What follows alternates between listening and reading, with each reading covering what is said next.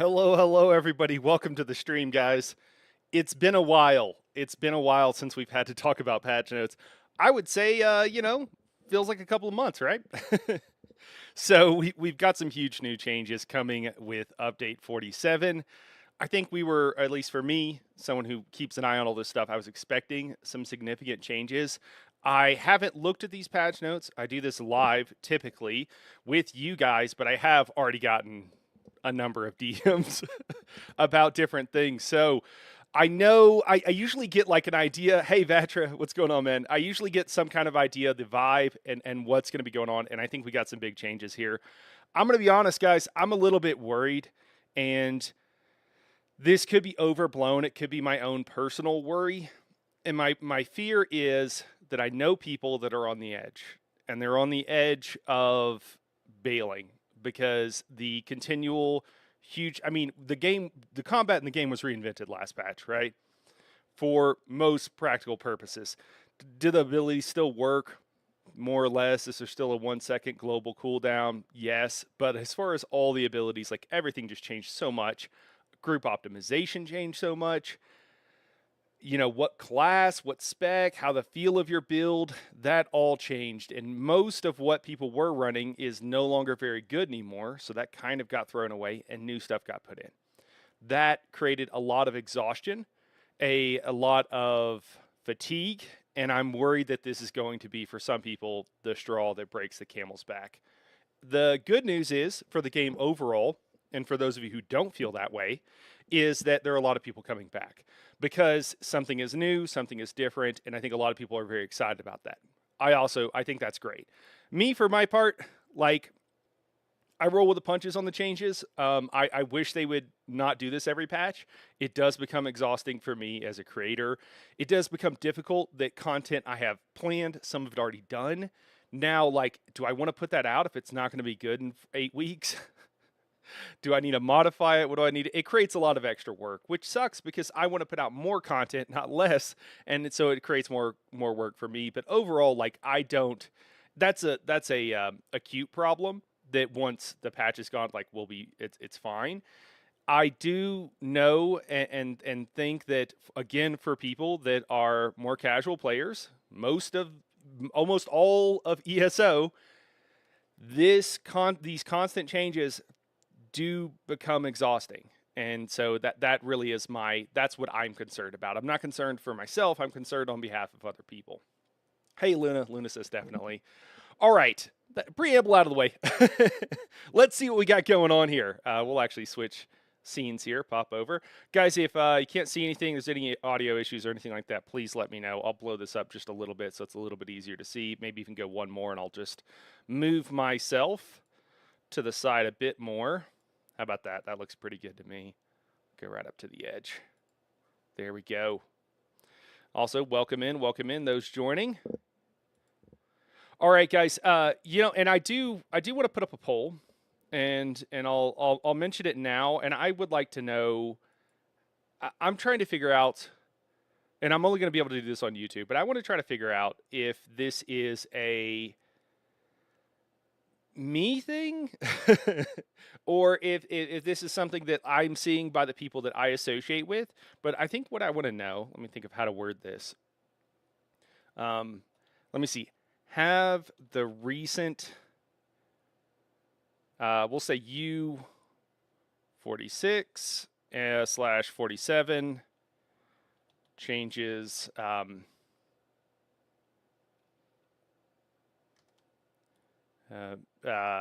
me see. How do I want to say this? I'm going to say caused you to consider quitting. I think that's what I want to ask. Simple yes or no. I think that's the, yeah. Have the recent U40. Sometimes I word these very poorly because I'm doing them at, hey Rev, what's going on? I'm doing them like, live. So have the recent U46, 47 changes cause you to consider quitting? That's what I want to know. Yeah. Even if just for a moment, even if just in passing, even if you're like, it just popped into your head. What I'm trying to figure out is not if there's a bunch of people quitting. I want to figure out if there's a bunch of people that have been moved closer to quitting. That's really and I know that's kind of an ambiguous thing, but I want to know. Rev, it's good to see you. All right, so let's go ahead and jump in here. Daedric says, give Argonians 30% crit chance. Man, Daedric catering hard to the Mother Clucker audience out there, who Mother Clucker loves Argonians. I've considered quitting 423.5 times, Rev says. Yeah, okay. Okay, welcome to Elder Scrolls Online, version 11.1.0. And our latest content release, the Feast of Shadows dungeon pack. Isn't there normally like a pretty picture here? I was actually like, are these the patch notes when I looked at this? Because I thought there was normally like a pretty picture here with the new like content or something. Maybe that's only the yearly stuff and I'm remembering that wrong. Anyways, the Feast of Shadows dungeon pack and update 47. This is the continuation of the Season of the Worm Cult content pass. Again, this is all very confusing for the next year until they actually switch over. The new Feast of Shadows dungeon pack contains 2 brand new dungeons to challenge your skills. The first dungeon. Okay, I'm going to pitch you against an Argonian Necromancers. Okay, Necromancers. Necromancers. I say it multiple ways and it pisses everybody off no matter what I do. All right, seeking to corrupt and control an ancient Zanmir keystone. All right, it's up to you and your allies. Cool. So I mean, yeah, they're releasing normal content. Let's get to the good stuff. Let's jump in. I think we got a lot to talk about. By the way, after this, we're going to talk about more patch notes. We're going to jump over and talk about Dune Awakening, their most recent patch notes and some of the stuff that's been going on over there. All right, what do we got? 2 new dungeons. Yes. Sorry, this is so large. It's a bit hard. Base game, okay. Unidentified survey reports. When you obtain a survey report, you'll start in an unopened envelope called Unidentified Trade Skill Survey Report, where trade skill is the name of the trade skill. Thanks for that. These unidentified survey reports will stack. Opening these reveal a survey report. God, that's a lot of words to say absolutely nothing. Okay, yes, or say very, very little. You now have the opportunity to use Archival Fortunes to reroll your possible vision selection when presented. Okay. Cost escalates each time the reroll option is used per vision choice, resetting when a new vision selection opportunity is presented. Okay. Sure, so you can control some of the RNG, making endless archive. I stopped doing this a long time ago. I started doing the archive. I know. Do you guys do a lot of archive? Is there still a lot of people? I know some people still love it and they just continue to do it. For me, it doesn't do it for me. It takes too long to get to the fun part for me. Compass improvements. The compass has been improved to include more detail about the distance from objects that are displayed. Okay, there's incremental quality of life changes coming in here. Mount swimming. Your trusty steed shall fear water, and Tamriel no longer. Mounts have been trained to learn how to navigate water, allowing you to traverse Tamriel in new ways. I have a question about this, and this might be another good one for a poll, but I don't think we want to do too many polls. I would like to know who cares. Is this a big deal? Compass improvements, Daedric says. I know that a lot of us are in-game players and not. It's a mixed group. Like some of us don't do Overland at all, and I know some of us still do plenty of it. But I'm curious. Like this feels like an improvement that nobody asked for. I think flying mounts would be cool, and it's just kind of odd to me. Like, was this a problem? Like we want. It just seems like a weird choice. Hey, boss, what's going on? Well, howdy. All right. I gave my Twitch thing was like a little bit southern for those who don't know. My Twitch, like, you get to put a little thing. I was a little bit southern with it.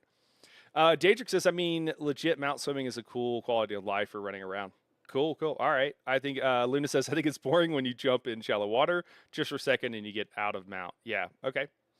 They did kind of say something about mouse sensitivity changes for update 7. Any more info on that? Does it affect console players or just PC? Okay, sounds like a lot of you guys are into the this was worth it. I like it. I would love to see. I think we'd all love to see flying mounts, wouldn't we? That'd be cool. Coming in 2034. All right, dodge roll visualization update. Rev, that's a good question. I don't know. We'll have to see. Man.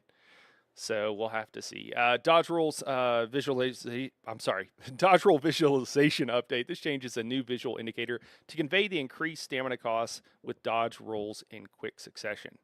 Okay, that's cool. That's cool. I mean, I think if you only do one or two, you probably wouldn't even notice. If you do that third or fourth one, depending on what CPU you have slotted, you definitely know. Yeah, Rev, I got you on 47. Rev, I was like when I saw 7, I wasn't sure if you were joking about something that I didn't know about, and then I was like, okay, it's not just a typo.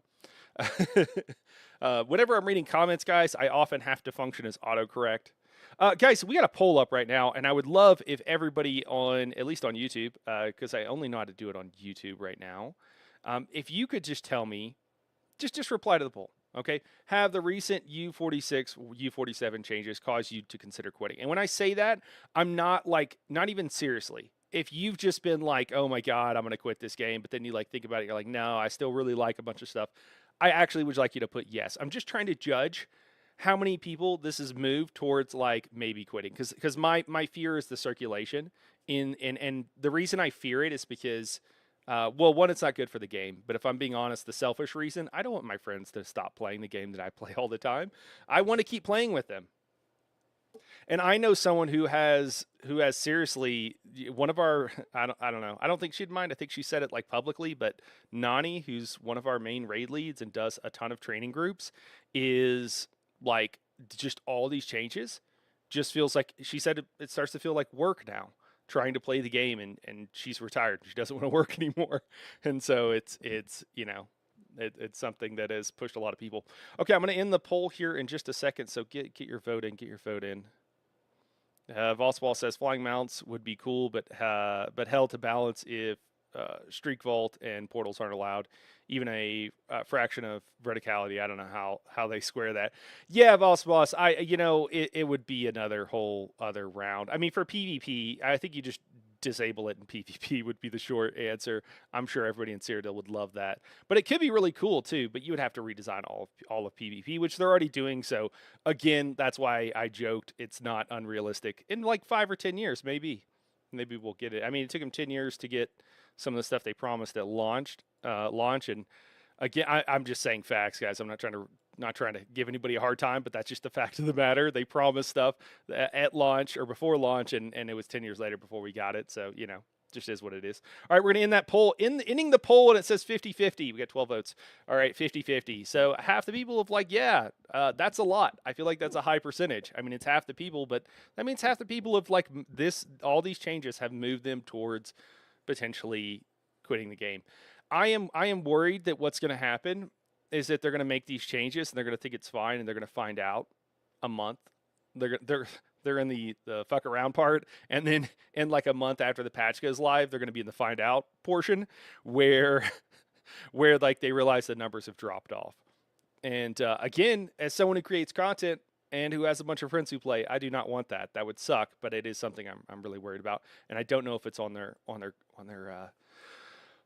calendar. I don't know if it's something they're thinking about. So Rev says, I think it made me a little more excited about playing, but I think it's just because it's new and makes it look like Zoss is finally doing something to make us happier. But that could wear off. We will see. Just my opinion. Yeah. I mean, for me, I think it's great. I love how different it is. I mean, it's given me infinite amount of content, almost really too much content to be able to make because I don't have time to make it all. That's why I would like them to tone it, tap the brakes. We knew this was coming, or at least I was certainly expecting it because PvP needed to be changed. And, I've been wanting them to tap the brakes and, whatever. It is what it is. I'll roll with the punches. But yeah, I felt personally it's been really fun. I really enjoyed it. I just worry it wasn't done very delicately. That's not really Zoss's MO, and they just kind of do stuff, and how it affects us is they hope for the best. Let me see here. Luna says 10 years for mounts to swim. For them to fly will take or longer. Yeah. Imagine air raiding keeps in Cyrodiil. That's what I'm saying, man. You could build vertically with the keeps. The whole game, the whole engine is probably not designed for that sort of thing, but it would be cool. So I have no idea what that would look like. All right. Replay quest dialogue. Did you miss the last line of dialogue? Well, fear not. Okay, you can replay it. I mean, cool. All right. That can be frustrating, I am sure.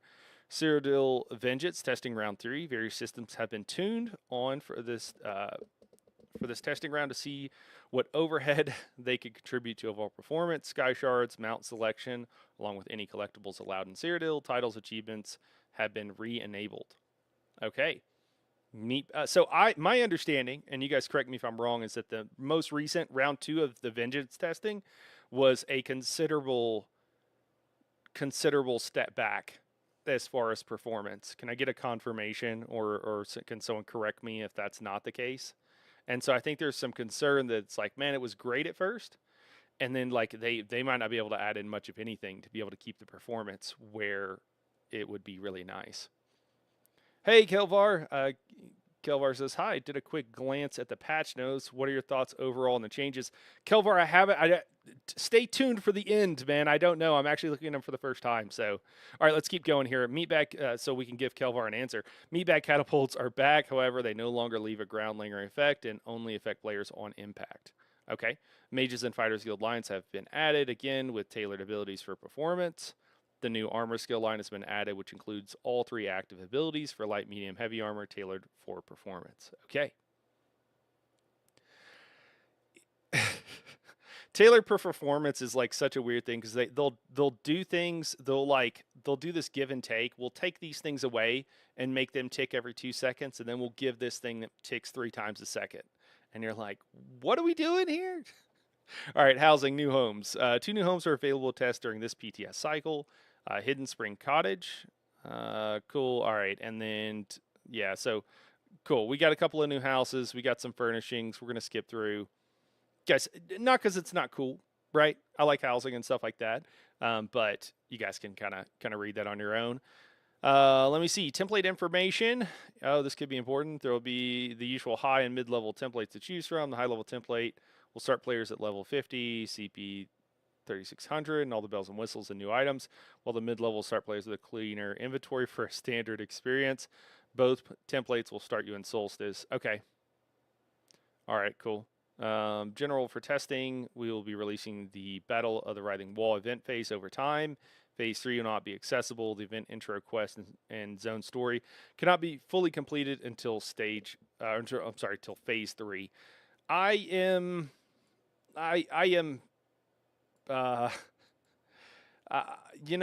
I'm hopeful that these phases and this new storyline will actually be different than what they've done.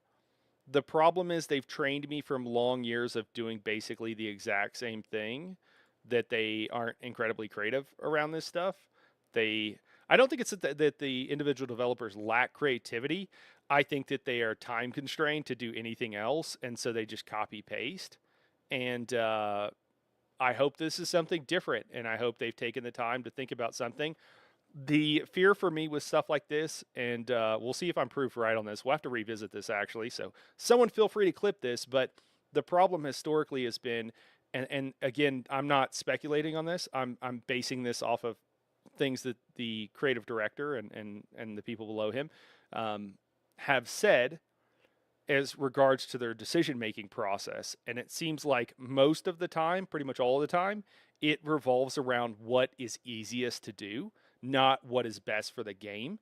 And again, some of that's my interpretation, but they look for things that they believe are, in some way feasible. You have limited resources and what have you. But because of that, the stuff that you're like, oh, we finally got this. A lot of times it's like, oh, we spent very little. They really didn't spend that much development time on it. And the overall impression I get about ESO, again, over time, is that they actually spend relatively little development time, even on big changes. And it seems to me that the biggest limitation is that they can't expand their team to be able to do more, because it seems to me that they lack the managerial wherewithal to be able to deal with a larger team. And I have friends who are developers who would already be typing at me right now to tell me how hard it is to hire on new people and to get them trained and everything else.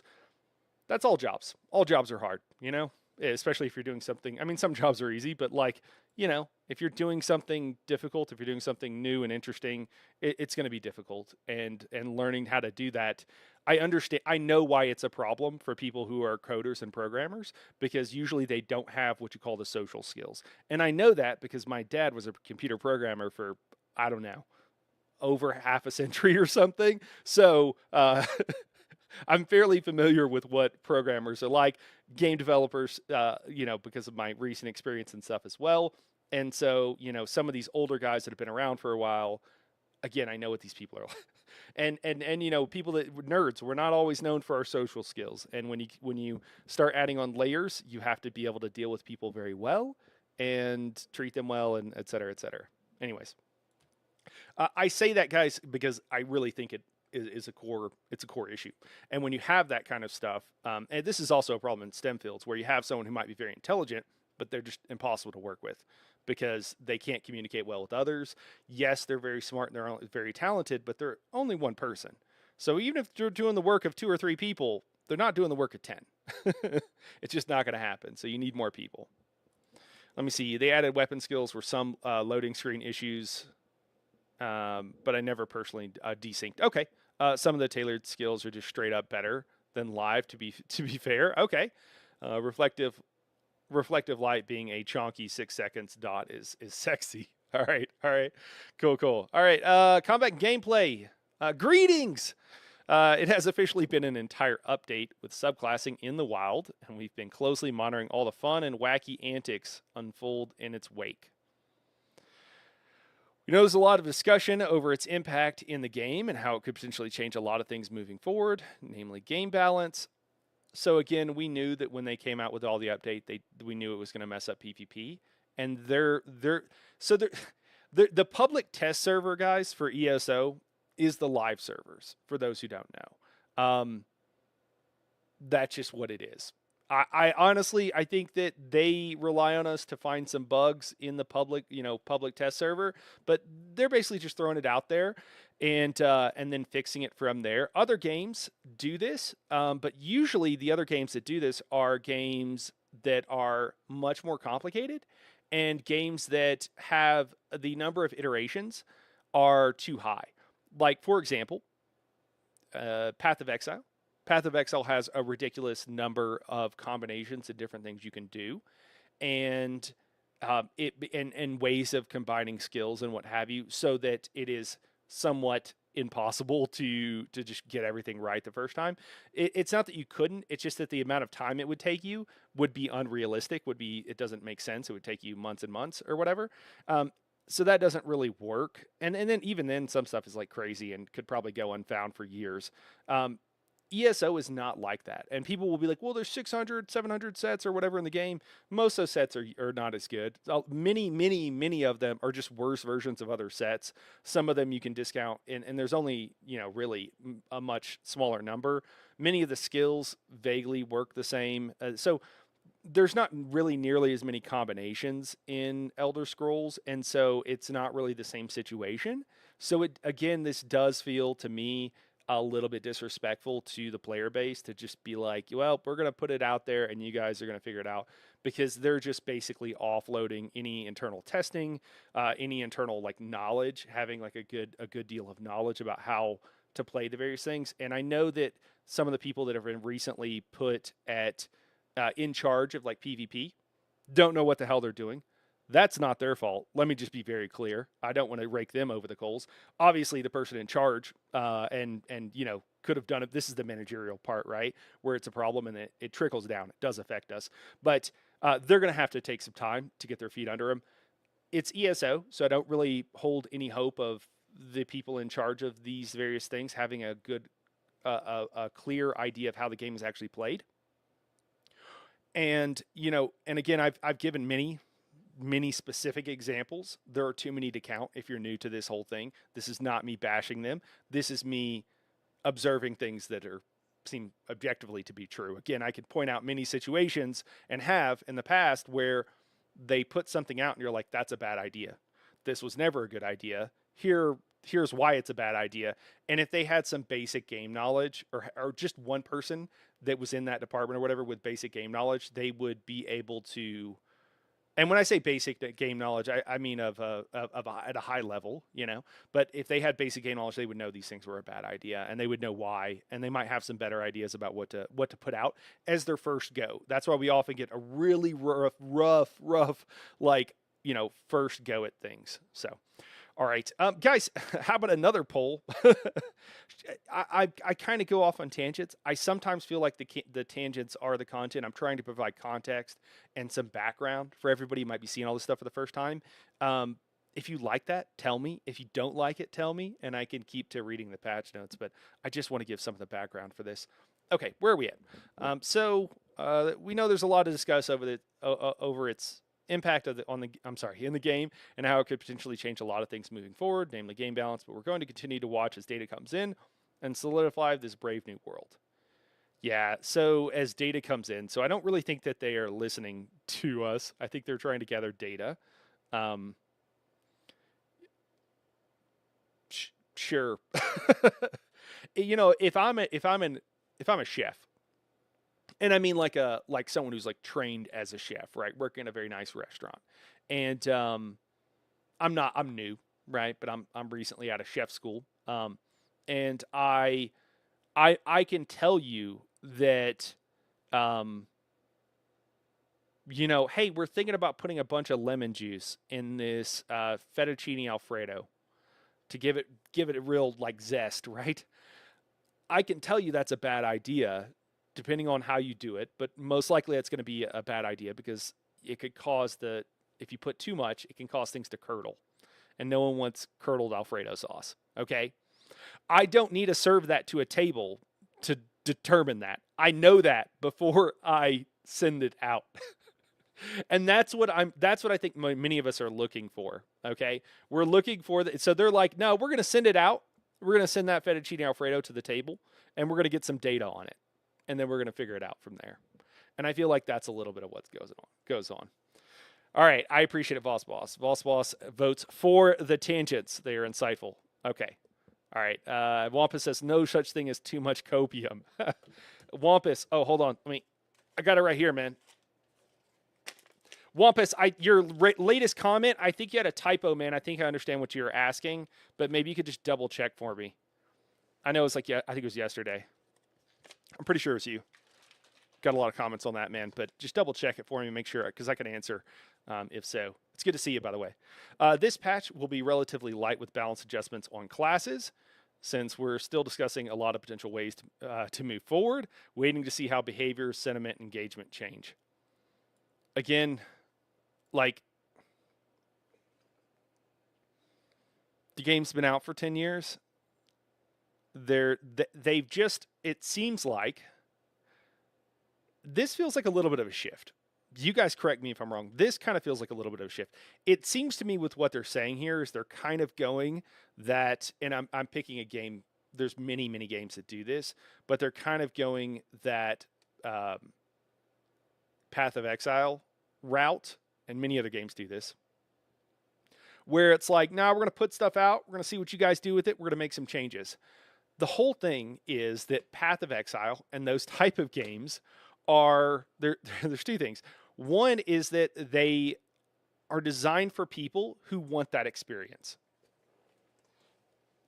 Excuse me while I change the lights in the room I'm in. They're designed for people who really want that experience. There are people that are like, yeah, I want to go in, I want to figure out what changes they made, I want to figure out a way to break the game, and then I'm going to do something crazy stupid, and it's going to be really fun, right? There's people like that. And then there are also creators who will make builds and will look and figure out all that stuff, and that is what they do on YouTube. They figure out those crazy builds that are totally broken, and they make content on them. Like, hey, here's this 3-month period, this month period, whatever. Here's the broken builds, right? Here's a broken build or whatever. And if people don't want to be, they like the game, they want the broken build, but they don't want to have to go figure it out every time, they just pick a creator and they just go watch their content. Works well for the creators, works well for the company, works well for the end consumer. So, yeah, that just works really well in those sort of games. That is not ESO. The ESO crowd is most of the ESO crowd is not about being experimented on. And you know what's crazy is that 2 years ago, about don't quote me on that, but about 2 years ago, they had gotten a lot of feedback. I know from creators, not from me. I mean, I would have given it to them, but they weren't asking. But a lot of creators were like, basically, I'm going to stop making content because I make content and then you change things. I know that there's something in here that will completely change and make it where the build that I released yesterday is no longer it has to be changed. You do not want to use that build anymore unless there's a change to it. And I released that yesterday. We spent all this time making that build, recording a video and doing everything else, and then you change things, and so it's like, ah, ah. It's a real problem. And the reason that so it's a problem for creators, you may be like, well, tough stuff, like whatever, we don't care about, yeah. But the issue is I'm trying to make content and the other creators are trying to make content for the community so that the community knows what to do, and so that they just have a build, because most of the community does not. There are those people that don't want to go figure it out. And there's increasingly fewer creators making high quality content of that type. And if they continue to make it more difficult, we're only going to lose more of them. And sure, new ones will come along, but there's loss of knowledge. It's very difficult. And yeah, I hope that they stop after this patch, but it sounds like they're just going to keep going on this. And if they keep going on this, in a year, we're going to have a lot less players than we have now. And honestly, if they keep going on this, like, if you're somebody who earlier answered the poll that you've considered quitting, and you actually, it's not even just that you've been moved a little bit towards that line, like you're really on the edge. There is a strong argument, and I say this knowing that this will not be good for my channel, right? But there's like a strong argument that you should consider playing other games. Because if this is going to continue for the next 9 months, like, save yourself the fucking headache. Just go find something else that you're enjoying or is new and different. It's kind of like being a late adopter. I am such an advocate of being a late adopter.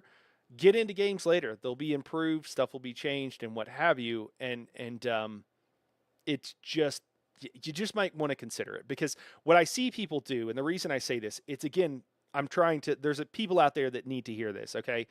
Again, it's not good for me. I don't want to discourage people for playing ESO. That's the main thing I do on this channel. But I've just seen friends who will, hey, Death, I'll say what's up in a second, man. They will see people who, I'm sorry, I will see people, and I saw this would update like 36 or something, 35, where they had been kept going for a long time, and they had kind of been ready to quit, and the game takes up so much of your time, and they just kept going because they've been doing it. It was a habit, right? And the game is the entirety of ESO is programmed to get you in those habits. When you stop enjoying it, you keep doing the thing that is a habit, and it can make your life miserable. And I don't think that games, or at least it can take some of the joy and add some miserableness to your life. And that's not what games should be about, right? They should be about having fun, enjoying, and everything else. So Death, man, we're just going through the patch notes, but I was just talking about this. It seems like, just a restate, because I do think it's good enough just to catch everybody up too. It seems like they're treating ESO, and they're maybe changing the way they're treating ESO into the future, where they're just going to continually put out things and just see how it goes.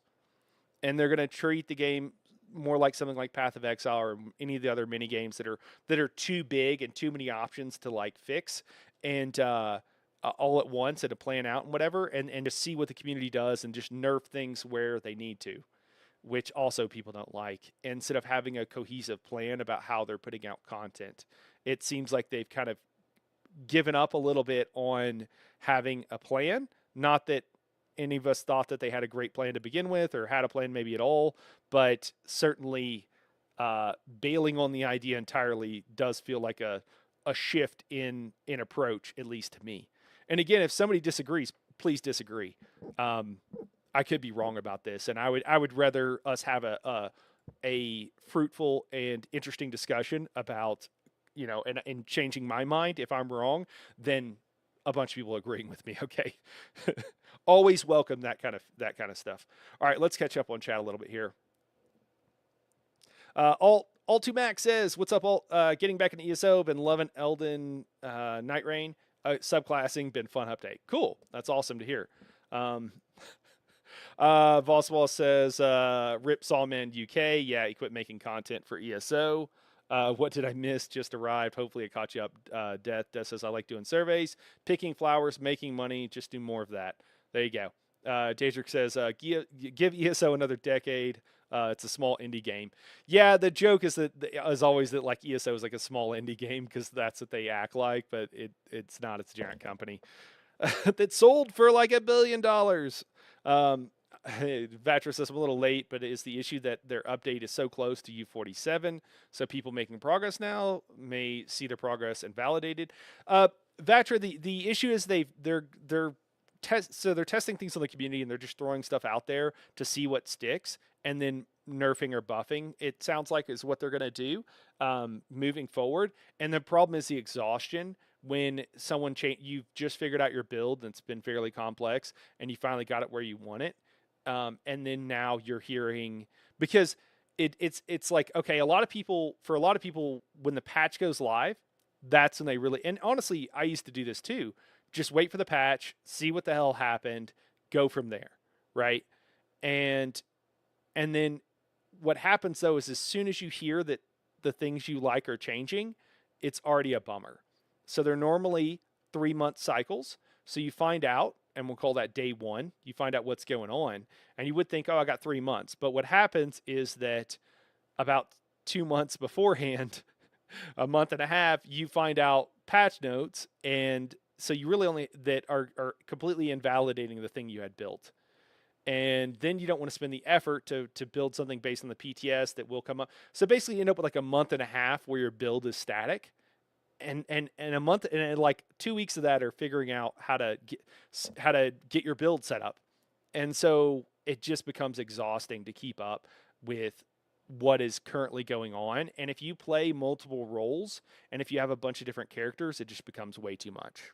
Way too much. So that's kind of the issue. Does that make sense, man? Vatra, did I kind of explain, or anybody else, did I explain that in a way that makes sense of what the kind of issue is? Because I want to make sure I'm doing it justice.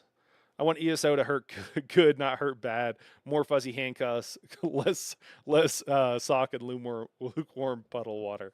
Oh my gosh. Andre says, "I'm currently skeptical." Yeah, that's probably a healthy amount of skepticism. All right, cool. Vatra, it's good to see you, dude. I haven't talked to you in a few days, and last time I saw you, I accidentally killed you when you were on my team as an accident in Dune, and I was like, is Vatra not talking to me anymore? Oh my god. All right, being light on class balance still means there is some. Sure. What? We still have, they want us to believe this, man. They put an exclamation mark. They want us to believe this. Sure, there's not. We still have a few adjustments, largely aimed at correcting some of the less ideal behavior we've seen with passive slot effects. They say this with passive slot effects, but I don't think they did anything. We'll see. Abilities like Grim Focus, Bound Armor are often being used purely passively. Hey guys, Bound Armor is bugged right now. And I'm sure that I don't think they probably know this because I bet it's not fixed.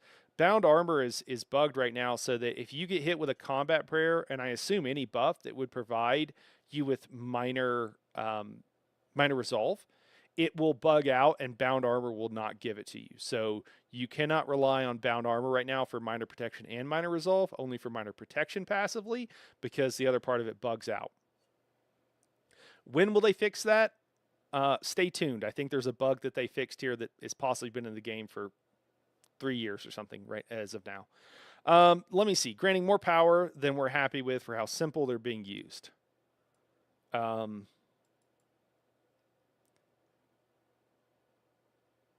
It's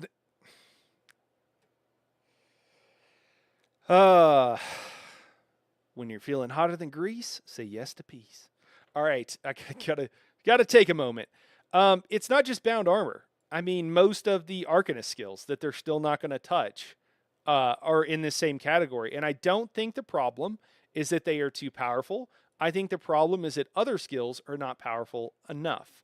Now, I know some of this stuff will be balanced around PvP, and I don't really have a whole lot to say, so I'm not really referencing PvP very much, unless specifically stated. But for PvE, this has not been a problem. Grim Focus, I think that people would say that it's not Grim Focus that's an issue.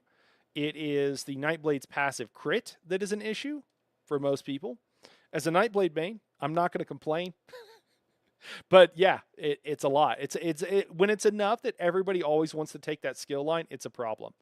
I think there are some other issues too, like where are you getting crit damage and where you're getting penetration. I think clearly there are too many sources that are class specific, and so you really want to take those in most situations. And so it creates this odd thing that is, I don't think, great for the game, but I don't think they're going to fix it. I don't even think it's on their radar as a problem. Anyways, granting more power than we're happy with how simple they're being used. So we're going to do some gentle reworking of what they grant. In this update, neither of these abilities nor their morphs will grant unique, unnamed effects for slotting. And guys, so yeah, I'm really in this update. It sounds like we're going to try something, and if that doesn't work, we're going to try something else. Does anybody disagree with me that this feels like, does anybody agree with me too, that this feels like a major change in the way they're doing updates going forward? Because it certainly does to me. And to me, it feels like a wrong direction. To me, it feels like we're going to cycle more players. More players are going to quit. Yeah. In this update, neither of these abilities nor their morphs will grant unique, unnamed effects. Instead, we'll be granting major and minor effects to ensure they're still helpful, but not in the same way as before. I bet they're not still helpful. I question that they're still going to be helpful. And I'm basing that off of what I know about the game, right? Which is a amount of knowledge that somebody at ZOS should have. I hope I'm wrong. We'll see. Oh my God, we should do U47 bingo cards. Dude, that's a great idea. Can we do that for next time? How do we do that? Can somebody help organize that? I think that would be incredibly fun. You could even do like the number of times, like, does Night Haro hang his head and have to compose himself for a second before you say something? Does Skinny Cheeks get up from his computer? Set down his headphone and have to leave the room for a second. Oh my gosh. This explains my armor abruptly going down. Thanks. I totally forgot. You didn't kill me. The Raiders did. Bro, I got the killing blow. They were killing you, and I was like, who we killing? And then I stabbed you. I joined at the end and accidentally ended up helping him. I couldn't figure out who was who. So I was just like, I'm attacking everybody. They fixed the Arcanium last boss stun with from Lightning Bolt. Wow, that's amazing. I was really tricked yesterday running my Sork. Yeah. Oh yeah, Luna's talking about the changes. Yeah, Luna, I'm sorry. I should make a short about that and try to put that out. Sorry, I had to dip for a minute. No worries, Rev. I swear to God, if they just sub out the unique passive buffs with the name buffs you can source from 80 different places, we already have minor force inflation. Voss Boss is getting to my thought process here, was that most of our minor and major buffs that we can get, we already have places to get it. So by saying, oh, we've made them, part of the major and minor system now, so they're not unique, therefore they can't give you outsourced power or gain on power and utility. It just means they're not going to be used because we probably already have a good source or a better source of getting all of those buffs. So we'll have to see. Hypnotic Prodigy says they're going to crush base classes until subclassing gets you where DPS used to be. God, I hope not, man. I hope not. That would be hilarious in a very, if I could detach myself personally from the situation, that would be funny. I don't think I could do that, but it would be funny if I could. That's super funny. My kill report said, "Oh, okay, well, good, man. I'm glad. I'm glad it was McTavie. We'll blame him, man. I definitely stabbed you with a knife, and you died shortly after, and I do apologize." My first bingo card item would be Zoss Nerf's Arcanist. Oh my gosh, I don't know, man. B Jones says PTS is a joke, all unique until Generation is dead. Banner Bearer nerf, mainly for... Hey, man, we're getting there. We're getting there. Mainly for Mag Arcanist. Assassination Relentless Focus is dead now for PV. All right, going through. Why take off Major Resolve from a skill that had it for 11 plus years now? Why ruin Hurricane? Nobody takes Daedric Summoning now, even after multiple people are still going to take Winter's Embrace for... Daedric Summoning is still good for dropping the Atro each one on a support, but maybe that's not what you mean. Winner's Embrace or Mass Major Resolve. It's an unnecessary change. They smoking at that studio. Yeah, man, dude, they're just doing stuff, man. They just do stuff. You know, there's not really a lot of thought process put it. They just, you know, yeah, right. Oh my God, spoilers. Yeah. They're just throwing stuff out there. All right, but not in the same way as before. Additionally, we're taking a stab at Ultimate Generation. I think, guys, my slightly tinfoil hat conspiracy theory is that 81 isn't it 81 puppies? People say 8 puppies. I thought there's a 1 in there. I don't know. 81 puppies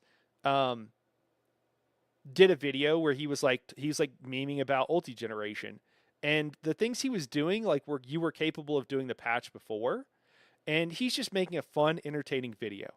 I've got no problems with that. I thought it was fun and entertaining, right? The problem is that some people probably don't know. Your average player probably doesn't know. And they're like, "Oh, this is amazing. This is cool. This is new." Sure. Maybe that's a little bit confusing for them. I don't like that part of it. But for the sweaty in-game players, so first off, like, well, you could already do this. Like, you could already Atro and cooldown, like, last patch before this one. But he was making it seem like we got more ulti gen, and it was crazy.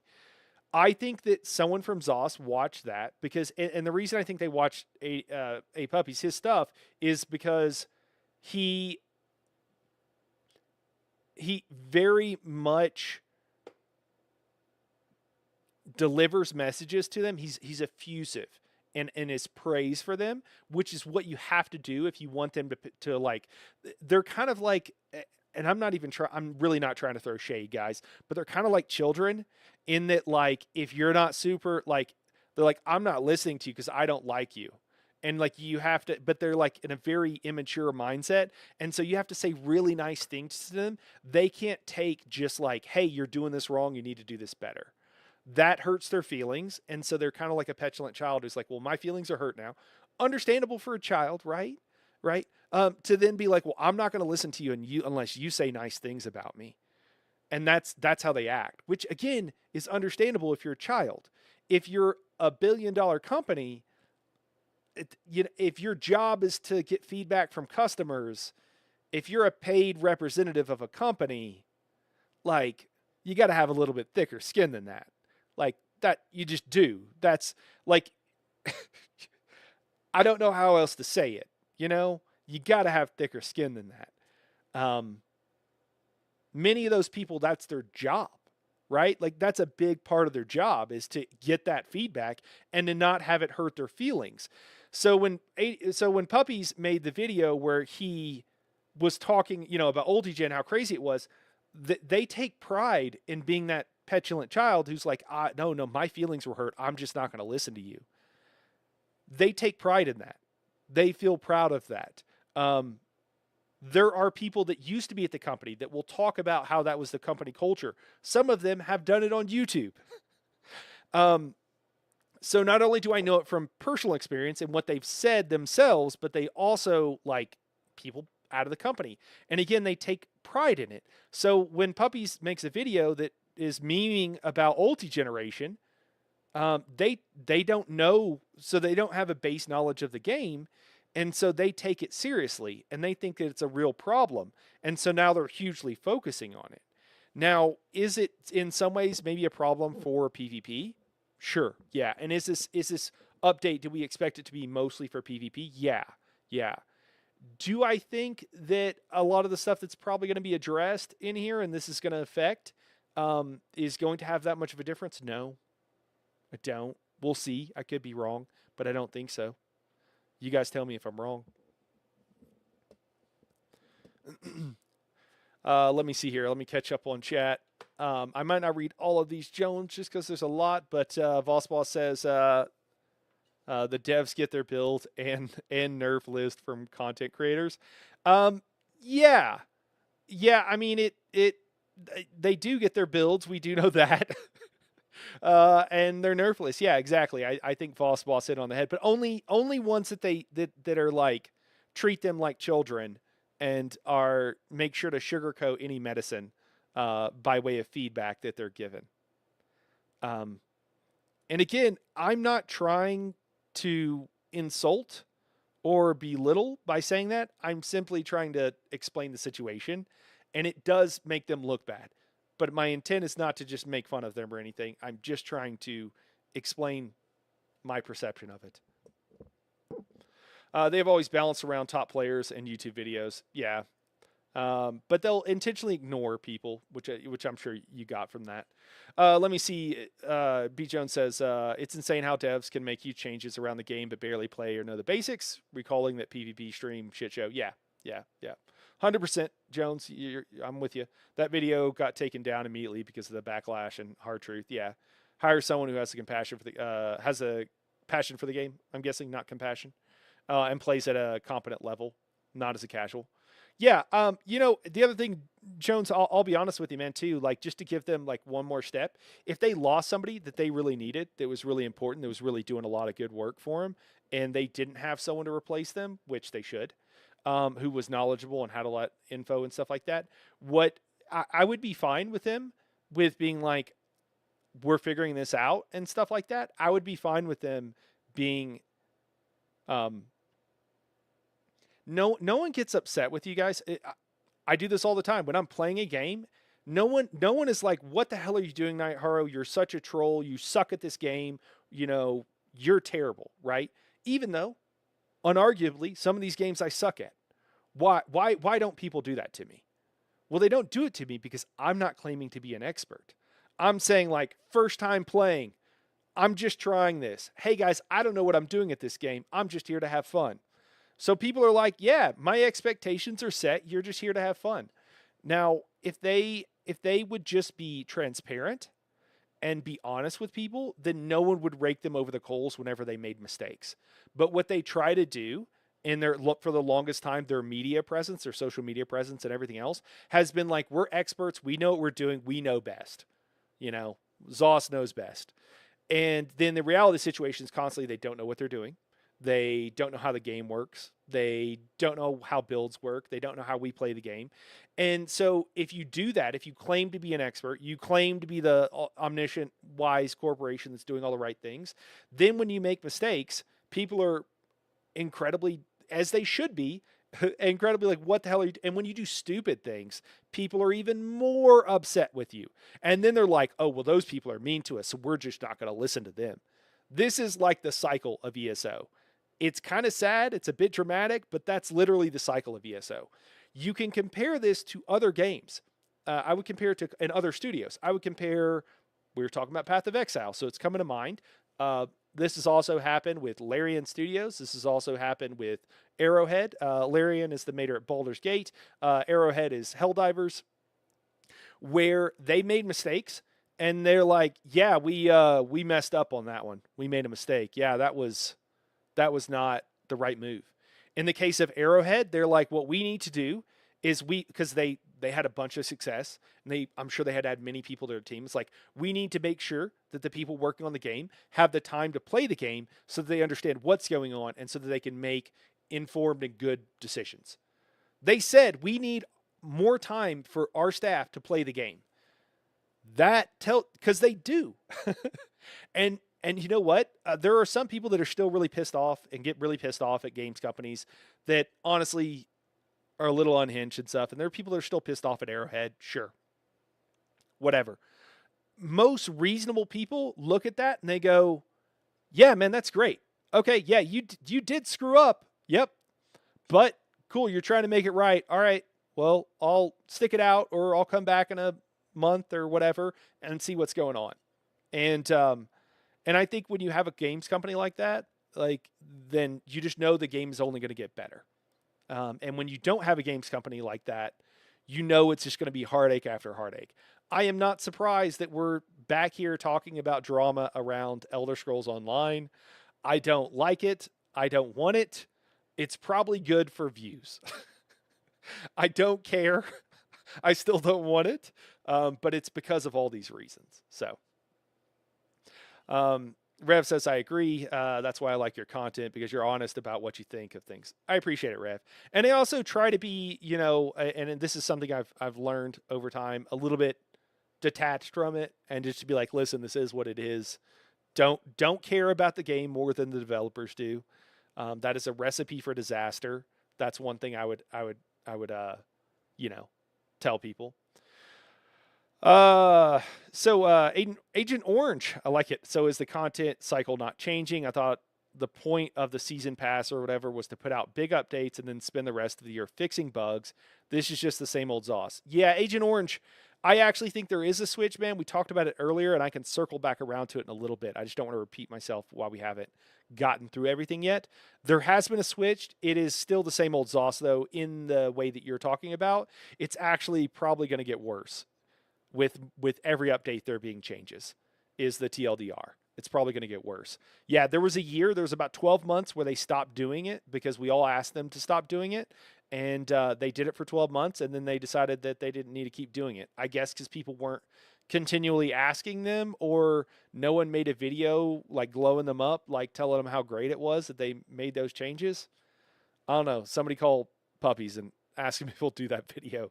Additionally, we're taking a stab at Ulti generate, and that's not a shot at Puppies, by the way. That's a genuine ask of Puppies. Like, could you do this? I don't want to make videos like that, but hey, man, if you're doing it, could you do the one like that? That'd be cool. We would all appreciate it. I don't know. Maybe I should do a video like that. Additionally, we're taking a stab at Ulti generation and how high it can get by converting many unique ultimate sources to major and minor system. So mainly, this will mainly be expressed in the form of class passives like Mountain's Blessing or Savage Beast.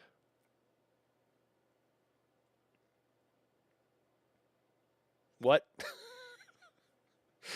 Well, these passes will still grant the same amount of ultis as before, but over a duration and enable stack with other sources the effect. Oh my god. I have a video that's coming out Friday that I'm going to have to go edit now. Thanks, Sauce. Appreciate it. Is ulti gen even that high? Am I supposed to get my ulti once per dungeon or something? Dude, I don't. It has crept up over time. Again, they watched a YouTube video and they thought that it said it was a problem, so it must be a problem, I guess. I would say the other thing is that the great thing about Ultigen is it makes support's job so much easier, and it makes being organized in a raid so much easier. And by making it harder, you're lowering the skill floor. So people that are just coming in that aren't super organized, it has been so nice in groups to be able to just be like, hey, when you get a colo, I want you to colo. That's what you do. You support tanker healer. You get a colo, I want you to colo, okay? And then you tell the other support, hey, when you see a colo go out, I want you to horn. See a colo, horn. That's all you got to do. If you ask me when to colo, it's always. When you get it, you drop it. I mean, make sure there's something to drop it on if a boss is spawning in 3 seconds. That's incredibly simple. And when ulti is high enough where you can do that it's not like you're calling for a horn rotation. That makes things so much more difficult. It's so much more easier to be like, hey, you get that atro? I want you to drop that atro. That's all you got to do. If the mini hasn't spawned in yet, wait. If it's 5% or more, wait, or less, wait and drop it on the mini. If it's more than that, then just drop it. Easy. And they're making it more difficult because they don't understand the game. Yeah, I get Necro getting Colo so much. It's interesting, but it's legit just Colo. It's definitely Luna says it's definitely the YouTube trend of making spam multi builds. They're not really relevant in content. Yeah. Daedric says, surely Zosk combed through thousands of logs to determine that uptimes on buffs, debuffs from ultimates have increased significantly, and this isn't a feels-based changed. Of course, Daedric is making a joke there because he's saying something that would be reasonable for Zoss to do that certainly they haven't done. Nugent says, if I'm saying that correctly, I hope I. Oh, I'm sorry, it's Nugent. So, Nugent Eco, right? I've heard that name. I think it's a real name, pronounced a couple different ways. So forgive me if I'm pronouncing it wrong or incorrect. I think Nguyen is another way, or maybe I'm getting made up word confused with the real word. I felt a great disturbance in the crux. As if millions of voices suddenly cried out in terror and were suddenly silenced. Oh my God, yes. I saw posts of Templar being able to spam sweeps, but you can only do that in Skyreach. Okay, outside of this, you can expect two of the main initiatives in this patch: regular bug fixing. I'll believe it when I see it. Regular bug fixing. I have heard good things. I've heard that maybe they fixed a block bug that's been in the game for years. Maybe. Maybe even two things related to that. And a balance pass on some of our item sets. This update will be doing a pretty hefty number. People don't care about them balancing these friggin' item sets. What we care about is having to recraft gear, delete gear, change all of our presets. That's what we care about. This update will doing a pretty hefty number pass on our trial source sets, where we try and better reward stack-based sets for more restrictive requirements, while also lessening the delta between those who can utilize them perfectly and those who struggle to get good mileage from them. This is not a problem. Guys, I'm DPSing in more his group. I'm DPSing a hard mode Aussie Cage, the new trial. I run Deadly, and I run Onsoles the entire friggin' time. Now, I have been considering upping my game and getting some more proper bespoke sets for each different fight. Arguably, I should be doing it, but I am not the lowest DPS in that group, okay? I'm not nearly the highest either, so honestly, I should probably work more to make sure I'm pulling more of my weight. I feel a bit guilty that I haven't, but that's because the other people in the group are doing it, and I feel guilty because I'm not. I want to put in the same amount of effort and work as they are. I don't want to be the person holding the team back. But if you're in a team that doesn't care, there's no problem. This isn't an issue. This is not a problem that needs to be solved. And nerfing the high-end sets is just it's just going to kill the top end, because it's like, well, I can work 4 times as hard to get a little bit more DPS, but now it's even lower. Some of you sweaty players, tell me if I'm wrong or if I got this wrong. It just feels bad if you're a sweaty in-game player. It just feels like you're getting kicked in the groin for no reason. Why? It's not a problem. They're fixing things that aren't a problem. Somebody tell me I'm wrong. Somebody tell me I'm wrong and that it's not that bad. It is that bad. Oh my gosh. Waiting for Fear Class to be relevant still. Sam, I hope you're a patient man. Death Pixel says, I saw a PS5 DPS POV of VOC Trifecta. He ran it in Deadly Onsoles. Yeah. It's not a problem. You're wrong, I lied. Okay. Oh, gosh. All right, where were we? Okay, the two main ways we'll be achieving this is by building some amount of power into a passive effect. The other will be through lowering how many stacks you need to reach them to be worthwhile. Man, they're excited about it. They keep throwing exclamation points at the end of things that we're supposed to be excited about. And to me, it just highlights how not exciting they are and how I feel like I'm being gaslit. You're excited about this, right?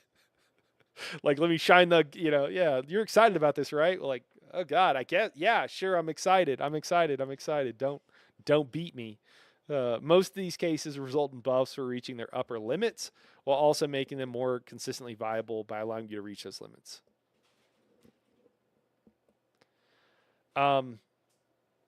They're making them easier to be used. Maybe I misunderstood. Are they making them easier to be used? Because it seems like they're saying two different things here. I don't understand. Okay, so let me just reread this because apparently I don't understand. This update, we're doing a pretty hefty number pass on our trial source sets, where we try and better reward stacked base sets for their more restrictive requirements, while also lessening the delta between those who can utilize them. Maybe I misunderstood this. Maybe I misunderstood this. So the two main ways we'll be achieving this by moving some of the power into a passive effect. So did they buff these sets? Did they? Because it sounds here like did they buff? Because I heard that they didn't. Did they buff the passive sets? Because clearly they're saying that they buffed. So Reliquin should be buffed now, right? Reliquin should be buffed based on this. You know what? Coral should be buffed based on this. Not like it's top end damage, but they're saying it should all be easier to use. Did they buff those two sets? Can someone give me a yes or no on that? Jadric says if they didn't nerf the actual max value, it would be a fine set of changes. So they did nerf it. Nerfing the max value just means the juice isn't worth the squeeze, especially since current meta sets are untouched. Yeah. Okay. Thank you. Thank you, Luna. They did nerf.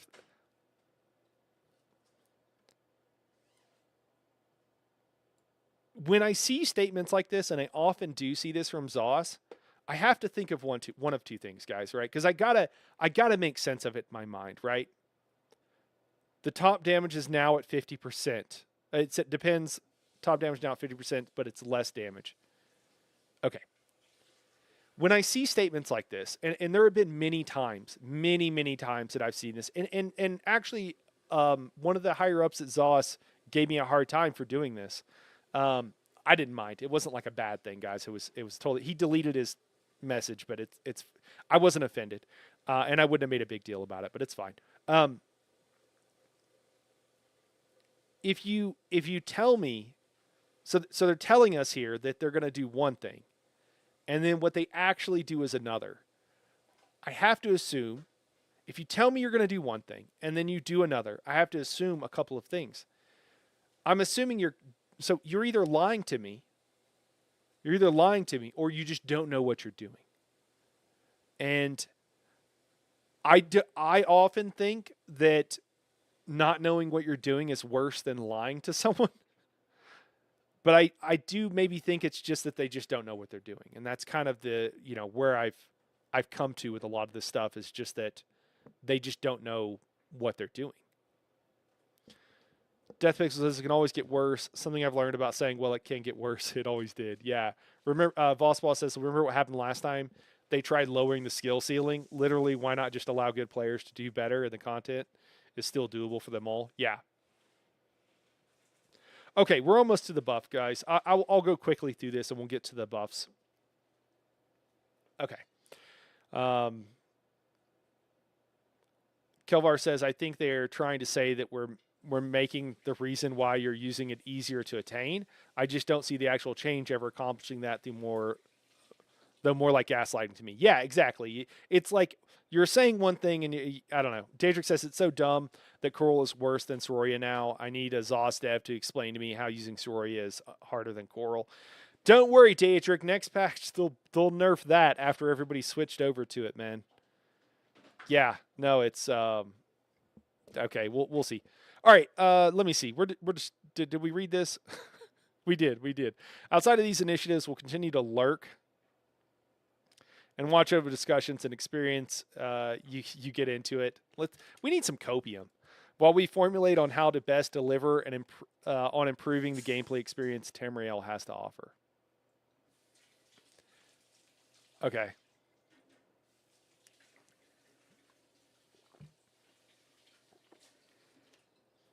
Anybody ever play D&D? You know how Illithids can do like the conal mind blast, right? And it just stuns their opponents. After reading some of this stuff, I feel like I've been mind blasted. Just like I don't even, words fail me right now.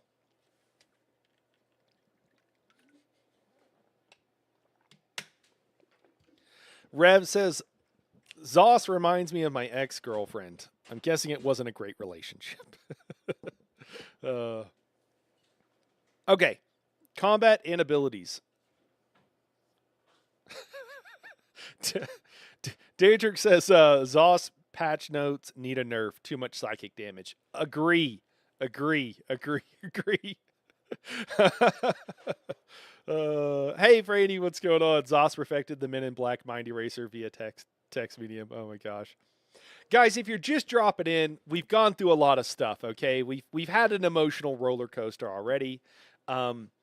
We can't figure out if we're being gaslit, if Zoss is lying to us, if they're just incompetent. We're not really sure. There's some weird things going on. Some things that just don't make logical sense. And despite someone being trained in communication, delivering and writing all of this, I assume, who's writing all this? Kevin, community manager. Kevin, Kevin, it's probably not your fault, man. I'm not trying to rake you through the coals, but I assume he's community manager, so I bet he has like a communications or something. We could probably look him up. Despite that, there is some nonsense. I mean, he probably checks it for spelling and makes sure it sounds good, but he has no idea that the things they're saying and the things that they're doing are completely at odds to one another and do not make sense. Don't blame Kevin. Kevin's just doing his job, but even he couldn't make sense of this, I guess. Oh my gosh. All right, General, let's go. Combat abilities. Let's get into it. Updated the visual effects of roll dodge. Cool. They already told us that. Telling us again. Many fear sources have been updated to no longer place 2 effects on you while under their influence, a fear effect and an immobilization to prevent you from moving around. Fear will now handle both occurrences in one, resulting in a case where some interactions with passives and sets will change. Okay. Interesting. PvP, I don't know how that'll work exactly. Block no longer fails if the required source was gained while actively bracing. Oh, okay. So this is a situation. Block no longer fails if the required resource was gained while activating block bracing. Okay, that was a bug. Cool. Block no longer fails when using channel or cast abilities while bar swapping and re-inputting the command. Guys, they're fixing block. That's amazing. I mean, this has been a problem for like a long time, but they actually like are fixing it. That's great to hear. That's amazing. It took them years to do it, but they're working on it. Wow. We need a Owen. Anybody have an Owen Wilson like meme or soundboard? I can just be like, wow. Can't do a good Owen Wilson. I apologize. So what is the difference between a stun and a fear now that they don't cause you to run away anymore? Is it just the animation? Boss, this sounds like that was a combination so that you didn't have 2 effects. And I assume that somehow this helps performance would be my take on it. It seems like two instances becoming 1 instance sounds like they're trying to do some sort of performance thing to see where they can shave off a little bit of latency, a little bit of issue with processing on the server side. For the first point, it's kind of crazy for the resource gained. Yeah, I mean, yeah, that it's been a problem for this long, Franny. Fixed an issue where some effects in your buff tray and character sheet would appear as if they had multiple stat counts, even when they didn't. This occurred mainly when an effect with a stat count ended. Their stacks would not properly flush and instead appear on the UI of the next effect in line. Okay. Fixed an issue where some abilities could set your health to full when activated in very specific and rare cases. Those who know. That's interesting. Okay, those who know. Jeez. All right. So there was guys. There have been bugs in ESO for PvP for years. Those who know thing, and they're kind of just acknowledging that, like, yeah, there have been issues and bugs in the game for years and years that people have been able to exploit, and they haven't done anything about it. Um, Not a good look. Fix an issue where some transformation ultimates could surprise you upon completion, interrupting your abilities while causing them to go on cooldown. Okay. Interacting with certain doors no longer prevents your character from being able to use single target abilities against targets. Some doors are better left unopened. Okay. Fixed an issue where temporary summoning abilities could be cast and drain resources, even when their summon would fail to spawn due to being at the pet limit. This affects the following abilities. Okay. Summon Shade, Morph, Sacrificial Blast Bones, and Morphs. The number of pet limits with the number of pets in the game is kind of a problem, especially for PvP, I think. And I don't like the current interaction. I get that it's a problem, but it's a problem of their own making, and I don't really like how it's being solved right now. I know I died for no reason sometimes, but I had no idea it could come from something like that. The following passives granted unique forms of ultimate when meeting their conditions have been converted to grant major and minor heroism to prevent them from stacking with one another. The total amount of ultimate granted will be identical, but will not stack with additional sources and will take more time to generate. Okay. You know what guys, kind of what I'm coming to the conclusion of, and I might have to do this in the future, is that all this I should just read beforehand to know what they said. But this is like turning into PR spin, because they're saying the opposite of what they're doing. And so for many players, they can't understand what they're doing. They just read what they're saying about it. And so I don't want to be responsible for spreading misinformation and their propaganda. So probably I won't read their introductions and stuff anymore on stream, just as an FYI. Just because it's kind of like a company saying things that are, yeah, they can blatantly say things that are the opposite of what's actually happening as if to placate the players and whatever. Mountain's Blessing now grants minor heroism for 1.5 to 4.5 seconds with a 6-second cooldown rather than 2 to 3 ultimate with a 6-second cooldown. So they're just taking away the ultimate generation from that basically, because you don't, there's no, because you don't want a 25% like off cool like downtime on an ability while you wait for the cooldown to refresh. Transfer now grants minor heroism for 1.5 out of 3 seconds with a 4-second cooldown. So they're all going to have a 25% downtime. Catalyst now grants heroism for 7.5 out of 15 seconds. Or for 15 seconds, I'm sorry, rather than 15 and 30 ultimate. Oh. This means the ultimate will now only generate in combat. You can still activate the effect out of combat, however.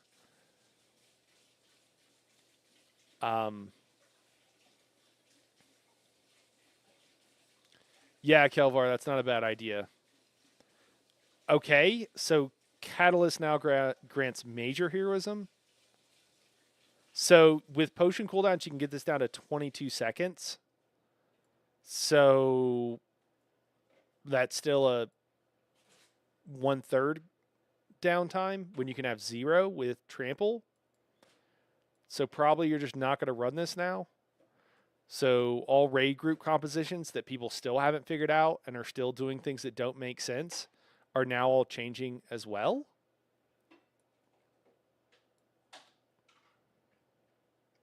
I mean, it's a choice.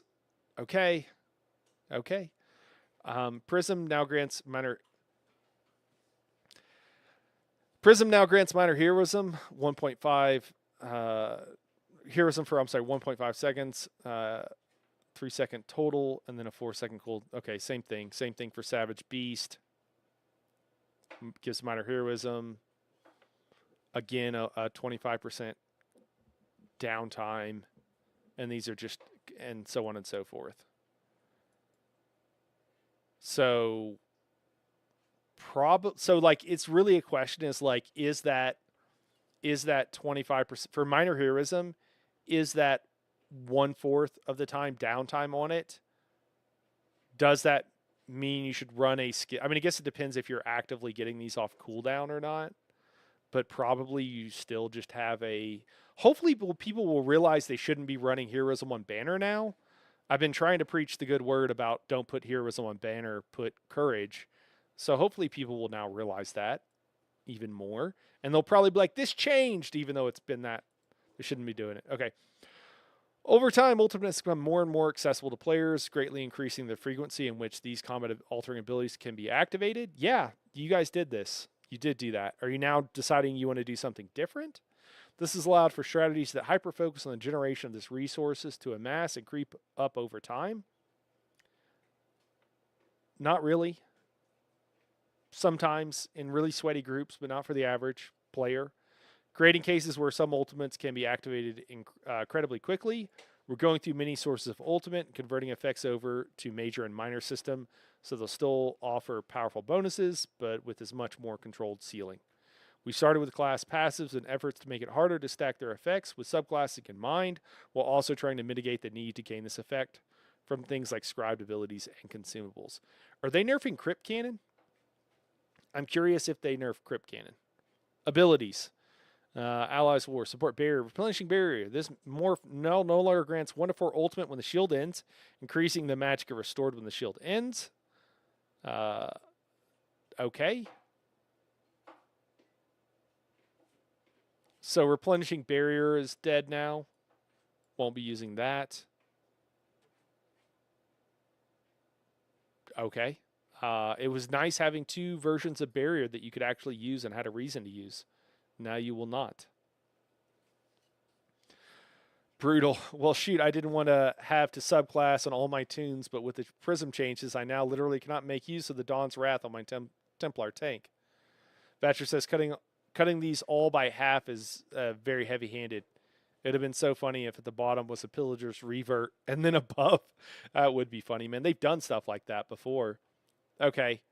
So Barrier's dead. Fighter's Guild, Expert Hunter, Evil Hunter. The damage bonus granted from this morph now applies to the damage effects of Torchbearer. Okay, that's a bug fix, I assume, or it's meant to be. Meteor, Shooting Star. This morph now grants. This morph now ranks down to a cost of 185. The ultimate generation now grants 10 ultimate per enemy hit up to a maximum of 6 times, rather than 9 to 12 based on the rank with no limit. Shooting Star should be a bit rarer to use than it currently is. We're putting a hard cap on this effect, the standard 6 enemies rather than 100. Realistically, there are very few cases where more than 6 enemies grouped up with 5 meters of one another, so it shouldn't hurt its effectiveness and general play experience. This is mainly to make Master Mob shepherding a little less powerful. Okay, sure. Yeah, I mean, you can abuse ads and get back a ridiculous amount of ult to do damage to the primary target. That's fine. Gravelord, Flame Skull, resolved issue where corpses generated from this ability in its morph could not be replaced, causing you to quickly reach the summoning limit and being unable to activate other summoning abilities. That sucks. Feel like they should have fixed that, known about it a lot sooner. Assassination, Grim Focus, this ability in its morph now grant Major Prophecy and Major Savagery, 15% critical chance for slotting on either bar. These abilities no longer grant increased weapon and spell damage per stack. Additionally, these abilities now play their special sound effects when reaching their activation conditions. So Grim Focus is gone, huh? I mean, yeah. Pretty much gone. Yeah, I can't. Why would... Yeah, that's pretty much gone. Relentless Focus, this morph now ranks up in cost reduction since there is no weapon and spell damage granted per stack any longer. Instead, this morph reduced the number of stacks needed to activate the ability to 4, down from 5. Okay, so it gets cheaper as it levels up to account for the change. Instead, this morph, and then you can cast it every 4 skills.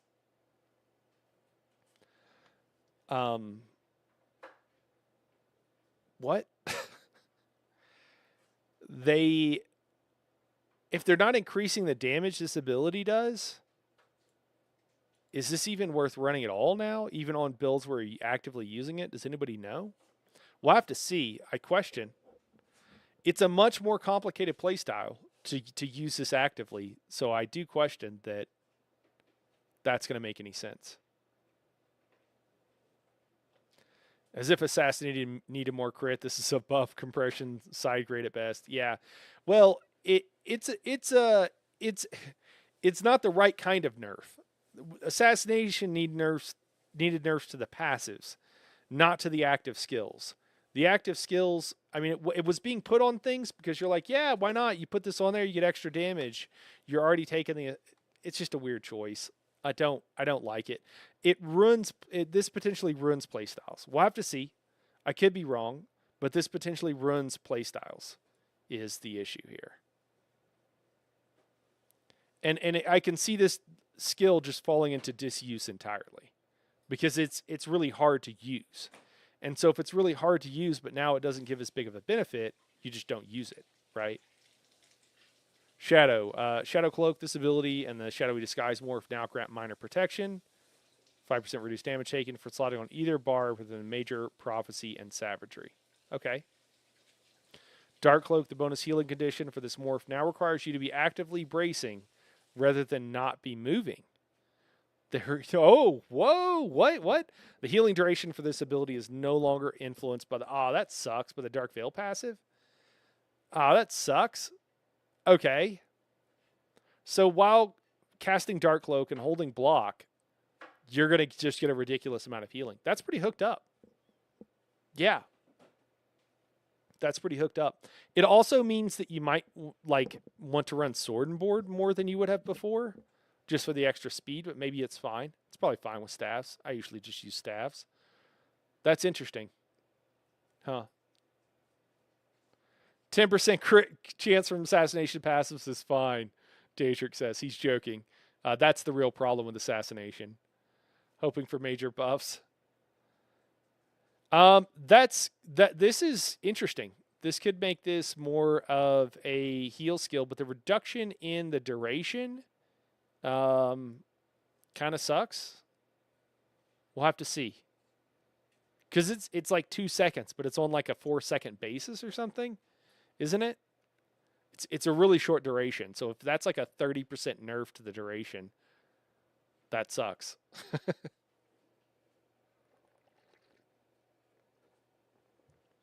Sorcery, Daedric Summoning, Bound Armor. This ability in the Bound Aegis morph now passively grant Major Resolve. Okay. For slotting on either bar within granting minor protection and increasing your max magicka by 5 to 8%. So don't take this skill.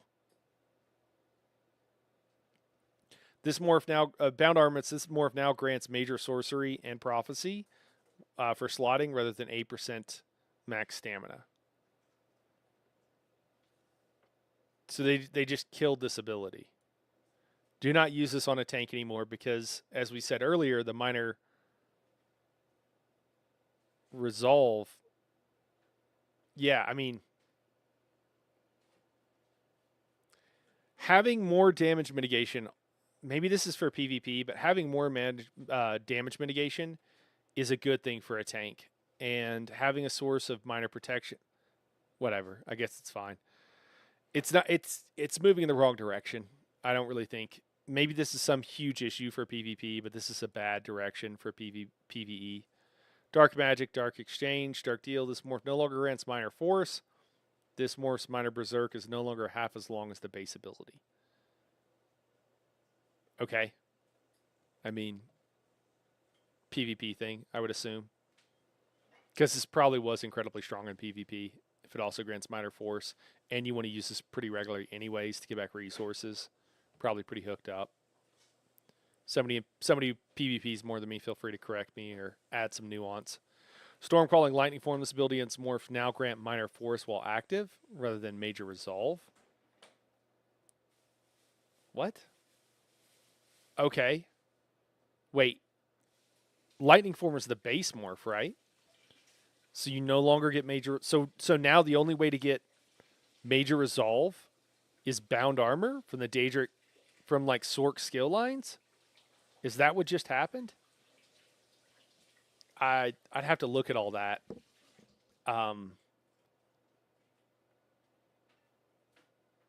Why? uh,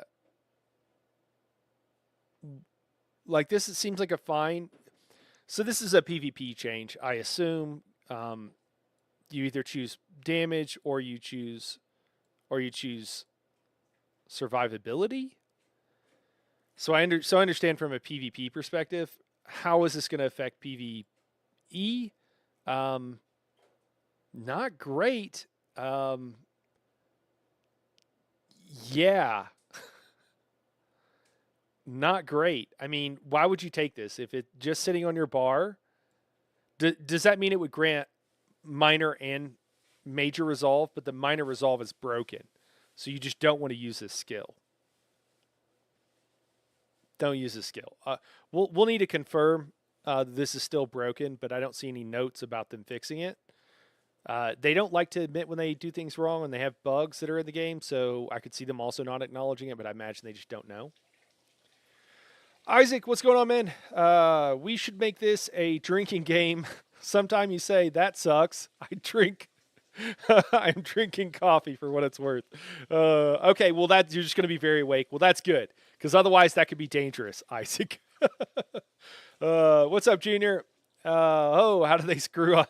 How did they screw us? Oh, man, we're going through it, man. We're going through it. It's good to see you, Junior. Vospa says, honestly, a question mark, like this is a buff to BA that I like in theory because Sorks don't natively get major crit. It's a shame the skill line is generally as bad for damage. Yeah. Yeah. Yes. and I mean, I guess it just depends. I don't know how this affects PvP. Honestly, it's a little bit outside of my wheelhouse a bit. Mick J says, Mick Jagger, man, what up, dude? I assume that's what the J stands for. If you quit ESO, what other better MMOs are right now? None that I know of. Mick, dude, after this, we're going to jump into another stream where we're talking about another MMO, and that is Dune Awakening. It's not there yet, man. It's still cooking, but the single player experience right now is friggin' ridiculous. I'm sorry, the PvE experience right now is ridiculous. Easily several hundred hours of gameplay. Once you get to that point, the PvP at the end and some of the in-game stuff, a lot of it's being changed. That's what we're going to talk about next. But I absolutely love that game. So Dune Awakening by Funcom. We'll be talking about that next. I love it. It's amazing. Really enjoying it. And it is an MMO. No matter what anybody says, it's an MMO. I have played it long enough. I've got like 300 hours in. I can tell you it's an MMO. And it's pretty freaking cool. Wolfbane Fizz says, how many of ZOS are still working there? Thought through the full 10 years, though. Yeah, Wolfbane, that's a good question. Some of the higher ups, in some ways that's the problem, is that I think some of the higher ups, I mean, recently was it Matt Farrell, right? Studio director? Am I correct? Who quit or got let go or something. He's not there anymore. I just wish the top management would go and be replaced. I wish them well on and finding other, great jobs or starting their own company, but I just wish they would replace them. I think it'd be better for the game. Wolfbane Fist, how many we already Volswell says, okay, so I get that they're taking armor off lightning form. I think they want DS to be the tank skill line. But they better choose the damage on Boundless Storm, or it's going to be a dead skill. Yeah, fair. Kelvar says this change is a head scratcher. They remove minor resolve. I think they think minor resolve is still on here, Kelvar, but minor resolve doesn't work. It's bugged on this skill. So if you get hit with a combat prayer that gives and I assume other sources of minor resolve, it stops working on this skill. So it's bugged. They need to fix it. But I don't think they're aware it's a problem. Because there's not an easy way that you can provide bug reports. No. The problem is ZOS has been so unresponsive with bugs that people stop reporting them and they don't give them good information. I'm certainly not going to waste my time reporting bugs to ZOS. I've done that enough. So, yeah, but there's a problem with this skill. And I think I have to tell people, though, this is like a dead skill and not to use it, Bounce Source is a speed boost in Minor Force now. It's literally Timber Race against time. Vatcher says something like that. Matches, Malone says, yeah, it's busted for PvP with subclassing, so you can get all the damage up from Stormcalling and also the major resolve skill. Yeah. They had the same problem essentially with Wardens. Wardens, you could get damage and and tanking in one skill line, and again, these are all predictable issues that they could have done something about before they released multi-classing, but they didn't have the time, so we just have to deal with them doing it as they go along. Honestly, it's enough to it's frustrating. I feel very disrespected as a customer, and it makes me not want to spend money on the game. That's how I feel about it. So, but you know, I just don't like. Yeah. They can go work at Activision. It would be a neutral transition. There you go. Somehow I got sent back about 25% through your live. Oh no, Wolfbane. Dude, I've had stuff like that happen before. I'm sorry. Kelvar says, I get that it's bugged, but they're explicitly removing their minor resolve. Oh, they are? Oh, I'm sorry. I must have misread. Let me go back. Are they? This ability in the Bound Agents Morph now passively grant major resolve for sliding on either bar, rather than granting minor protection, 5% reduced damage taken, increasing your max magicka by. They didn't say anything about it, so I think it's still there, Kelvar. I think it's still there. Unless you're telling me you've seen it on the PTS and it's not there. Yeah, right. Will major resolve bug? That would be funny, and then it would just not work at all. I guess we'll have to test that. I guess if your Warden's running Frostcloak, you'll know. Oh, you're pretty sure you read that somewhere? Okay. Yeah, maybe. Okay, restoring staff. Blessing of protection. Oh, God. What are they doing? Fix an issue. Oh, okay. Fix an issue where this ability and the blessing of restoration, morph, healing, and buff activation came twice as long as intended. Okay. Combat prayer. Fix an issue where healing and buff application of this morph was instant rather than having its intended 400 millisecond delay. Okay. Two-handed, Berserking Strike, Berserking Rage. This morph's crowd control immunity now work as intended. It's always nice. Buffs and debuffs. Major heroism. Wait. Reduce the intensity and volume of sound effects. Okay. All right. I thought they were going to like nerf major heroism too. I'm like, God. Okay. Scribing. Grimoires. Banner Bearer. Adjusted the combination effect of the class mastery script as an Arcanist with this Grimoire. This effect will now only generate a Crux if you have no Crux active. Whoa. Jeez. Just running builds left and right, man. This has been like this for a long time. Returning Hound, how passively Crux generation has become since this combination was introduced. Crux was designed to play a central role in the Arcanist rotation, but most of its sources are built on taking action with an activation cost and reacting to events outside of one's control. Passive forms of Crux tend to have a limitation on their activation.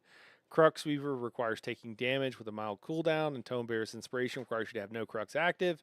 Both limitations are done to ensure you cannot purely passively generate Crux, but that it takes an extended period of time to do so. Banner Bearer was disrupting this significantly, causing a sharp increase in performance for the Arcanist above any other class. But they've known that for years. They've known this for years. Why are they just now changing this? Despite it also generating a plethora of other impactful events. With this reduction, we'll continue to look at creating a compromise effect if you do have a Crux active, so this combination doesn't feel like a complete loss in power. They keep having language like, we're going to keep looking at this, guys. We're going to keep looking at this. And I don't think they understand that people don't want them to keep messing with the game. Get it in a reasonable state and just leave it the hell alone. Like, that's what the casual players that are the base want. I don't understand that they don't realize this now, I guess. So I got a rabbit begging for a treat. Crux, more like crutch. Yeah. Wait, that's the end of the patch notes. They just dunk on your stuff and leave. Yeah, dude, that is kind of a yeah. Well, there's some item stuff. There's some item stuffs. The result of it is not great. Yeah, yeah. This is you can't. They keep doing this. They're like, hey, this has been in the game for a year, for 2 years, for however long. Now it's a problem. $20 on Yulm being buffed. Oh, God. General itemization. We've updated many stack-based item sets to grant a portion of their bonuses upfront with no conditional requirement. Yeah, okay. This is the stuff that they said earlier that is a lie or is not true. Mini sets have also been generally buffed. It's just like if we just tell you it's buffed. I do this so whenever we're playing tabletop RPGs, which I do weekly at least, if not more often, and I will whenever I roll, and the roll is important. I have taken to gaslighting my wife, and I tell her like I crushed it, like and often the margin of success is important. So I'm like, oh yeah, I crushed it, and then I'll be like, I failed by 3. So she's learned that can't listen to the stuff I say before what I tell her what the result is because I'm just trying to influence. Now I do it over the top, so it's a joke, but I feel like this is like the real world, like not joking way of doing this. We buffed all the sets. Pay no attention to all the nerfs. Like, for nerfing Bean is Luna says for nerfing Bean is fine, but I don't like that every weaving build will be strongest with rune blades. Well, that's what they'll have to nerf next, Luna. They have to change PvP separately. Yeah, never going to do it, but they should. This is already the case, and now even more so. This is not fun. Yeah. Wolfbane Fist says, so what was out for years? Arcanist? Yes. Scribing, a year or so, and subclassing hasn't been out for a long time. Are you asking what I'm talking about? What's been out for years? I mean, the Arcanist class has been out for years, and they've for a couple of years, and they last patch they started changing stuff with it. Pillager's Prophet was from Dreadcell Reef, so I count things based on trials, right? So Dreadcell Reef. So we've had Sanity's Edge, Lucent Citadel, and now Ossian Cage. That's 3 trials. So that's 3 years since they changed it, man. So that's like 3 examples right there. There's probably more, but off the top of my head, there's like 3 or 4 for you. Yeah. So, I mean, even if it's just a couple of years, right? Like, it wasn't a problem, but then they suddenly decided it was a problem. And the player base didn't feel like some of this stuff is a problem. And whenever they fix problems, things that are too powerful, that people are saying, we've been saying is, again, sometimes ZOS acts kind of, and I'm not trying to be insulting, it's just the reality. Sometimes ZOS they act like children, and it's like you ask them to do something and they don't want to do it. And so they'll do everything else, but they don't want to do the thing that you ask them to do. And the thing that we ask them to do, for example, people have been asking for a while, and again, guys, I'm a Nightblade main, is to nerf the passives from Assassination. That's why it's being used on every single build. And instead they nerfed Grim Focus, which maybe you could argue there's like, I thought it was really strong when they put it out. So I thought it was ill-advised then. And this is not a tweak to the numbers, which they have already done once to bring it down. They had the numbers, they were way too high. They brought them down. It was still too powerful apparently. And then now they're totally changing up the skill. This is 3 times in 3 months that they're doing these huge changes. Feels like a lot. Feels like they don't really know what they're doing. And then the assassination passives that grant 10% crit are still there and are still outsized compared to other skill lines. So that's the kind of stuff that we're talking about that doesn't really make a whole lot of sense.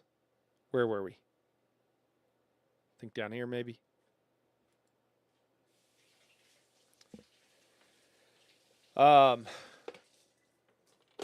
It would be sick if they nerfed Arcanist in that way, then buffed the other classes to compete. I think buffing stuff would absolutely be a great way of dealing with things, especially since some of the stuff needs to be buffed, and it would make the gameplay easier for more people. Also, Luna says also meta shifts this frequently is not great. Yeah, I love to see the game changing, but not in the way of remaking all my tunes each patch. Exactly, exactly. Vatcher says, named by my Beam Arcanist, please nerf Arcanist. Didn't realize that they do it so quick after I finished the build. Yeah. Well, people have been waiting for, since they came out for them to nerf it, right? Waiting for the shoe to drop. Wolfbane says, I would assume it was because of the subclassing where everyone is saying you must have Arcanist. Like I've seen 2 videos just today of 90% of the groups are beams. Yeah. Yeah, I'm not sure what your point is, Wolf, but yes. The beam has been too strong since it came out, man. It's been too strong since it came out. It does too much. And I think, if anything, they should buff all the other stuff. Yeah. But there was nothing wrong with Pillager's Prophet. And, there just wasn't. So, at least not for PvE. There was no reason to change it. It worked well. Things were going good. They could have left it. Some of these changes are good. Some of the changes they've done I like. I think are good, and some of them don't make any sense, and are actively the opposite of what they're saying, or saying their stated goals. So it's just like, what are you guys really trying to do? Franny says, I begin to be a bit tired. Yeah, of ESO more generally, Franny. Yeah, it does happen. That's what I said earlier, guys, and I'm saying this because I care about. I work for you guys. I care about you guys. I care about your enjoyment of games and stuff like that. So if at any point, like, hopefully if you're watching this, you're not at that point. But if you ever do get to that point, guys, I see far too many people because, again, the entire game is designed to get you in a habit of playing. And so you play by habit, not because it's bringing you joy. And if any game ever stops bringing you joy, I would encourage you to take a break. If you're looking for another game, ask me. I play a lot of games. I want to continue to play even more games. I can offer some suggestions, ask some people in the Discord. There are other really great games out there that you might really enjoy. If you're looking for a single player experience, I cannot recommend Dune Awakening enough. It might not be your jam, but I absolutely love it. There's many other games, some of them that I don't enjoy that you might love. I promise you there are other games out there. And there are, as far as MMOs, Dune is pretty amazing right now, and I only think it's going to get better. But it's not going to be perfect, and there are going to be issues, and it's still growing. So you might even consider taking a break. Like maybe don't think it's going to be the only game. Excuse me. Don't think it's going to be the only game you play going forward. But take a break, because what happens if you don't is that I see people that will keep playing and keep playing. I saw this with Update 35 where everybody quit. A lot of those people should have quit months and months before then, because they were already tired of it. And then it becomes this thing where you blow up and you're just like, yeah, I'm never coming back. And you just want to do what brings you happiness and what brings you joy. All right. The whole purpose of my channel is to make games easier to enjoy. That's all I'm trying to go for. And so I just want that for everybody. So anyways, Luna says, if that was a competitive game, meta shifts would be, this was a competitive game, I think. Meta shifts would be expected. This is not the case. For casuals, it's straight up terrible. Yeah. Yeah, that's the other thing, too, is that there'll be a lot of, like, us, like, meta, in-game players, whatever you want to call us, that are often advocating things. Like, we see that things are going to be so bad for all of the community. And that sucks, because it affects us all, and we don't want it. I get that there are toxic in-game people. Trust me, I know. I don't like them either. But a lot of us just want what is best for the game as a whole. And if they may change it, and when they have made changes to make the game more accessible to people, I and many of the rest of the in-game community are all for it. We want that. We want it to be more accessible. And so when we see stuff that is going to have the opposite effect of that, we're like, this is a bad change. Jadric says, I hate that Arc/Nightblade is greater than 90% of PvE builds. It's so boring for what should be a fun time for all players. Yeah, absolutely. Absolutely. That is the problem, and that's the issue with Assassination skill line. Luna says, not having to be base Arcanist is good, but the power is still in the Arcanist skill line for any build. Yeah. Yeah. I guess that opens it up so now everybody can more easily play Arcanist is kind of the takeaway I've gotten. I mean, I'll have to think about some of this but Yeah, that's my first impression. Wolfbane says the crux of the banner class mastery. Sometimes I get put back on my. Sometimes I get put back on my end when I switch tabs. Oh, okay. Oh, it's like kicking you back. That's weird. I'm sorry, it's doing that to you.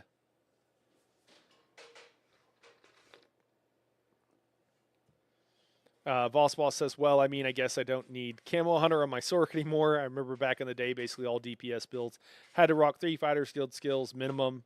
Yeah. Yep. Okay. Cool. So crafted sets. Let's talk about this.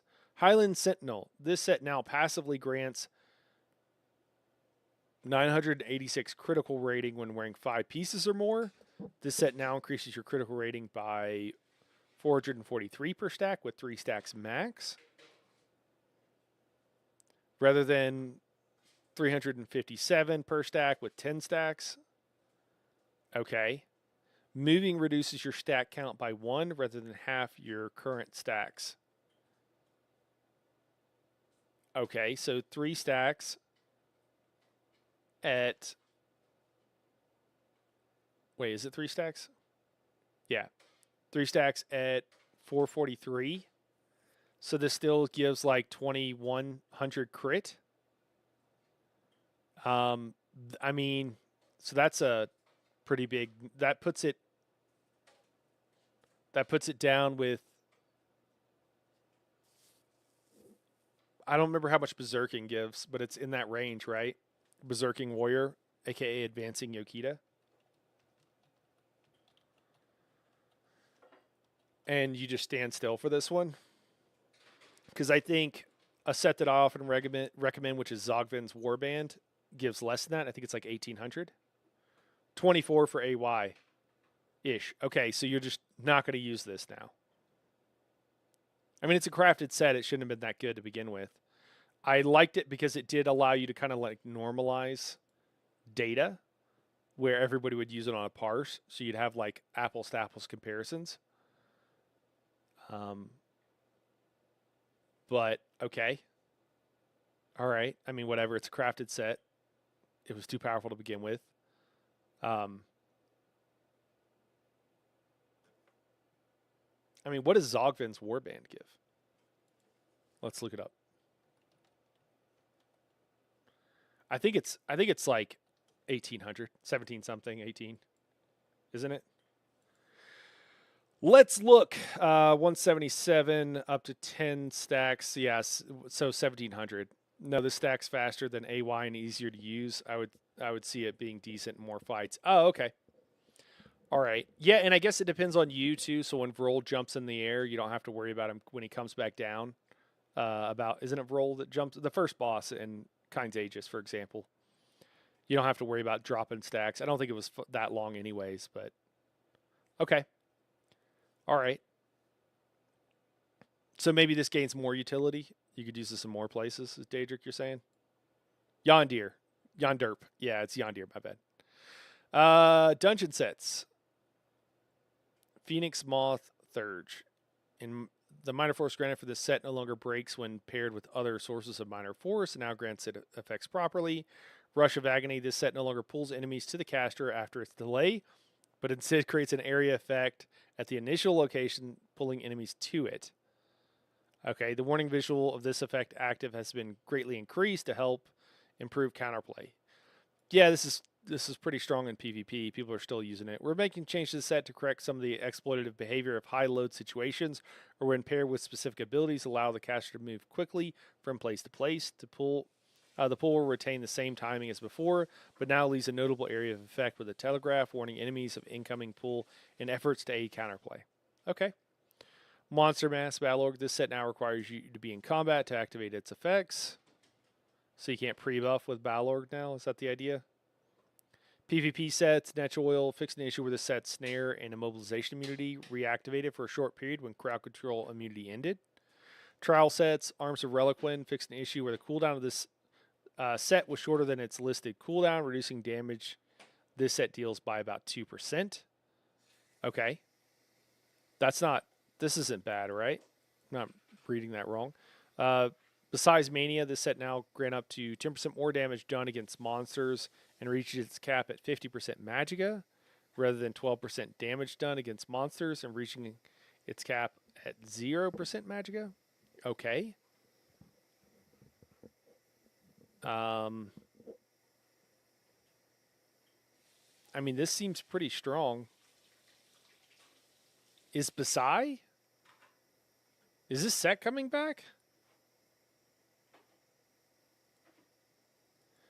10%'s like not bad. If you're a mag build, this could be better some other options, and you can always use it, so it's always good. I mean, if you're willing to do the mini game, this would be better than Onsoles in group content. Onsoles is still like goated in solo content, because in solo content you have to interrupt so much that you're constantly proccing the second part of that skill. But that's only a 7%, right? So this goes up to 10. That's crazy. Okay, so we're bringing back Basai.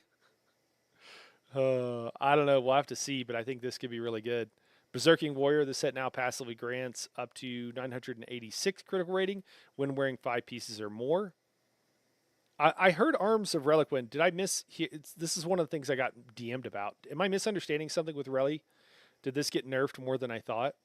Berserking Warrior, the set now passively grants up to 986 critical rating when wearing 5 or more pieces. This set now grants up to 298 critical rating per stack with 5 stacks max, rather than 241 critical rating with 10 stacks. Okay, the 3 piece of this set now grants 657 critical rating rather than. Oh, so we gave back some of the crit we took away too. Okay. So it's the same base critical as we got on Highland Sentinel, right? Okay. And then you get 300 critical rating, but you go up to 5 stacks. Okay. Interesting. I mean, it's a huge nerf to the total amount it gives. It still goes up to maximum critical rating. Oh, it has it for us, 2400. Okay, cool.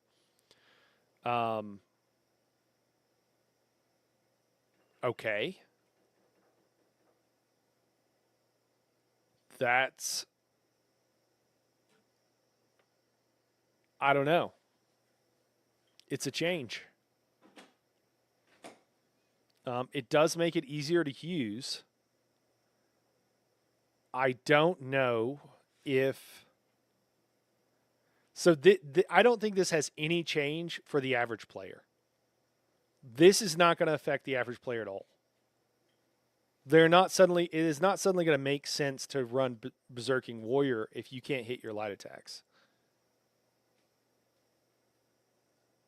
I mean, sometimes more often, I guess, and it's less punishing whenever you do lose stacks. But I don't think this changes anything on this set for me. As someone Vetra says, as someone wanting to get into vet trials, I was hoping to avoid Basai. Yeah, no kidding. It's not these keep your resources low sets are generally not super fun. The mag is not bad because you can still roll dodge. The stam, when it was stam, that's an issue because it sucks not being able to roll dodge. Hey Alex, what's going on? Alex Perez says, so if we are getting rid of banner and teams had you running the prophecy buff and you moved it to relentless, then it's still a good passive. Yeah, so it used to be the case, Alex, and maybe this was intentional. That's a great question, Alex. Let me just start by saying that. It used to be the case that every class, before subclassing, every class had some source of major prophecy and major savagery, and you would get and then you would have igneous weapons, which would cover your weapon and spell damage. And so you didn't need to run expensive potions. You could run tri-stat potions, or you could run heroism potions very easily. And that was before the patch, and it worked out really well. It could be that they're kind of trying to go back to that, but I don't think they did it with enough skills for it to make sense necessarily. I don't see that happening. So could you do that? Yes. The question is, why not drink the the weapon and spell damage potions. They're not that expensive, so for most people, you should just do that. You don't really need it for that crit, so it's not really doing anything for you. Now you really don't need minor heroism because you got it 3/4 of the time anyways. So I kind of feel like heroism potions are going to go away. So I don't really think that adds back into like wanting to put it back on. But that is an interesting point of what they did and how that could affect things. I don't know if they're trying to make it where everybody runs tri-stat potions or something. Go back to that, but yeah, it's interesting. Let me see here. Unless they fix the double ticking Reliquin, should be fine. I think that's maybe the issue. Is maybe there's a maybe they fix that. I don't know. We'll have to see, Voss. All but Sorks, but it's okay because Interlight is basically a Sork skill. Yeah. It's basically yeah. I don't. Do we run it though on meta setups, Voss? Though that's my question. Is like, do we actually run it on those, man? Oh yeah, forgot they made AY 5 stacks. Yeah, other than having to wear one heavy, it's fine. Guess Highland is dead. Yeah, okay. So you do agree that Highland is dead. Okay. Because of the other changes that we hadn't got to. Yeah. What do we got? Coral Riptide. This set now grants 525 weapon and spell damage and reaches its cap at 50% stamina rather than 740 weapon and spell damage. Okay, so they're putting this. So this is dead. Coral Riptide is dead. Yeah. There should be a grave marker instead of a bullet point here for some of these. That's what they should have done. That would have been hilarious if they would have put like a gravestone. That's what they should have done. That way you'd be like, oh yeah, it's dead. Okay, good to know. No, but I'm an old bag where it used to be meta and refused to change. Okay. Destructive Mage. This set no longer calls an enemy to mark to be susceptible to any heavy attack damage, so it can no longer trigger off ally attacks. This also means multiple wearers can apply the set to the same target, increasing the damage of the explosion by about 13%. Decrease the cooldown of applying the mark to 3 seconds, down from 4. Are they trying to make this a better heavy attack set? There's a lot of people that use not meta and not very good heavy attack sets because the very casual focused YouTubers, I should rephrase that. The YouTubers that don't actually give people advice based on data will recommend just anything that has heavy attack in the name, even though it's just like, oh, this is just a worse version of some other thing or whatever. And so it's like, it doesn't really matter. Nguyen, DSR is where sets go to die now. I think you're right, man. I think you're right. Yeah, Pillager's Prophet, Coral Riptide. It's the best trial, too, in my humble opinion. It is by far the best trial. Yeah, I guess so. Like putting him out to pasture. All right, Dolores Arena updated the set tooltip to be more concise about how it applies. I feel like they named this arena after somebody at the company or something. Updated the set tooltip to be more concise about how it applies, including its 2-second delay before stacks apply to targets, which was previously missing from the tooltip. Increase the duration of stacks to 5 seconds per stack, up from 2 seconds to ensure there's a grace period between applications. I don't even know what this set does. I'm going to be honest. I have no idea. Caspian's Cruel Signet increased the damage per sword. I don't even remember. Per sword by 32%. Oh, are they making... Okay, are they buffing the new sets? The damage bonus granted when a sword is applied is no longer removed when a sword ends, allowing the bonus to persist when fighting more than one target at a time. Anybody know how these are testing out?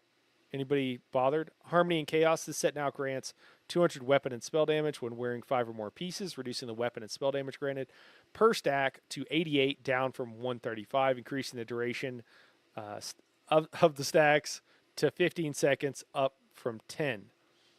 Some stacks are going up, some stacks are coming down.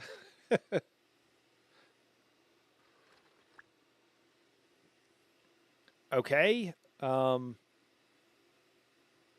Isn't this Harmony and Chaos the synergy thing? It never made sense that there was a 10-second duration. It never meant that the set was ever going to be used. And now the proc, I don't think it's going to. You got to eat a lot of synergies really consistently for this to be worth it. Could you do that? Yes. Maybe, you know what? This could be really good now. But if more than one person wears it, I wonder. I don't know. I'd have to count up the synergies. Maybe this is worth it now. It might be. It might be worth it now. We'll have to do some math. I'm seeing in my orb a pillager's buff. If they come for pearlescent next, we gonna fight. Dude, that would be horrible. That would be horrible. Mental of Sororia. This set now passively grants 200 weapon and spell damage when wearing 5 or more pieces, reducing the weapon and spell damage granted per stack to 44, down from 63. Okay. So, how many stacks did you get a Sororia? Was it 5? I don't know. So that would be a. If it was 5, then this would be basically a neutral change. Why not just wear? I think part of the confusion for me is that they think that they need to make a bunch of these sets easier for more people, as if more people. Most people don't want 50 sets. Most DPS don't want to switch between different sets.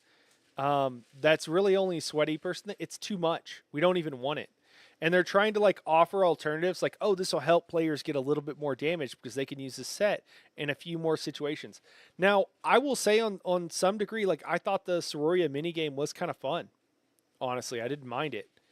And you could move a little bit, but not a lot. So it wasn't like you just have to stand still, which feels bad to me. But like you could move, you just couldn't move a lot. And you could get out of AoEs. You just couldn't get that far. I don't think that we don't need these options. They're building for a game that no one is playing, is what it comes down to. These changes are for a game that sounds very fun, but it's not ESO. This is not what they think the players' choices are, and what the players think their choices are seem to not be the same thing. This is stuff that only affects really sweaty in-game players that want to swap out their sets every fight. Most of this stuff does not affect anybody in the community. Like 99.99%. Okay, it just doesn't. Somebody tell me if I'm wrong, but I don't think I am. Recovery convergence. This set no longer prevents you from generating overhealing charges after activating the synergy. Okay, bug fix. I don't even know what this set does, so I don't know or imagine that it probably changes anything, but I have to look it up. I'll do that offline. Roaring Opportunist, this set 2B's bonus is now 129 weapon and spell damage rather than 1487 offensive penetration. Yeah, sounds good. This will actually help healers that are using this set. So that's good. We'll take it. Didn't need the pin on there anyways. It was kind of pointless. Twice Fang Serpent, man. These some old sets. This set now passively grants 2305 offensive penetration when wearing 5 pieces or more. This set now grants 660 offensive penetration per stack up to 5 stacks. Okay. Rather than 540 per stack up to 10 stacks. Cool. This set's 3-piece bonus now gives 1487 offensive penetration rather than max stamina. Okay. Improved for PvP. World of the Depths increase the damage this set deals by about 3% in total. Okay. World getting some love. This is a set that is used. This is a meta set still, so that's cool. Yondir's Might, the set now grants 129 weapon and spell damage for its perfected bonus rather than offensive penetration. The set now grants 86 weapon and spell damage per stack up to 5 stacks rather than 41 up to 10 stacks. Okay. Fully charged heavy attacks consume all stacks and grant 136 weapon and spell damage up from 63. Okay. I mean, there's places where Yondir's Might can be used. It's incredibly niche and kind of a specific proc condition, but sure. New item sets. Black Gem Foundry. Okay. We got max health, max stam, automatically block for 2 seconds at no cost. Hey man, they made an ability that did this and they put it on a class skill line, so you might as well use it somewhere else because if Zoss knows nothing, it's that if something's worth using, it's worth reusing. At no cost when you begin a heavy attack. Okay. Cool. This is great. 12-second cooldown. This is perfect for this is finally they have introduced a new a second. This is 2 patches in a row. A second beginner friendly. This is a set I would recommend to every tank, every beginning tank now moving forward. Absolutely. And it's going to require the new dungeon, isn't it? You got to buy that new stuff if you got to get the new shiny thing. Black Gem Monstrosity. So 1 piece, offensive penetration. 2 piece, while in combat, casting a soul magic ability, consumes a soul gem and gives you a black gem spitter for 10 seconds. 6-second cooldown. Dealing light or heavy attack damage, fires the black gem splitter at your target. Dealing 17% of your target's max health as magic damage, up to 17,000 magic damage. Okay. Some of these proc conditions get a little crazy. I mean, it sounds cool. I wonder what it looks like. Does it do good damage? 6-second cooldown.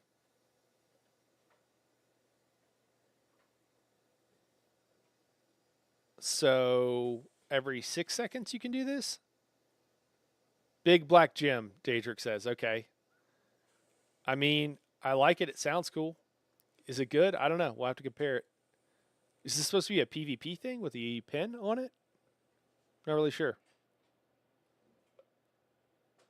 I'm hoping that Caspian set is good. I want to do OC, but since the sets are bad, I don't see a point. Dude, I just do them for the fun of it, man. I don't know. I think it's worth it. Also, Vatra, you should just get into trials, dude. If you need help, just let me know. We can get you set up.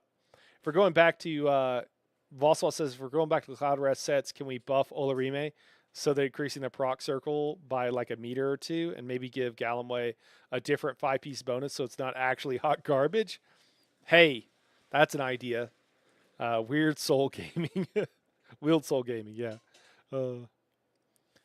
Night Hurl likes Big Black Gem, confirmed. You got it. You got it, Death.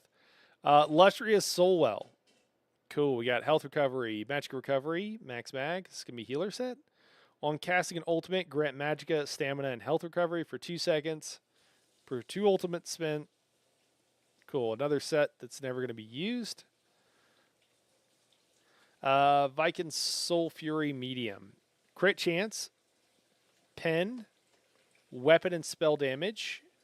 Dealing damage with a full heavy attack gives you major force, major berserk, and major courage for 12 seconds. 9-second cooldown.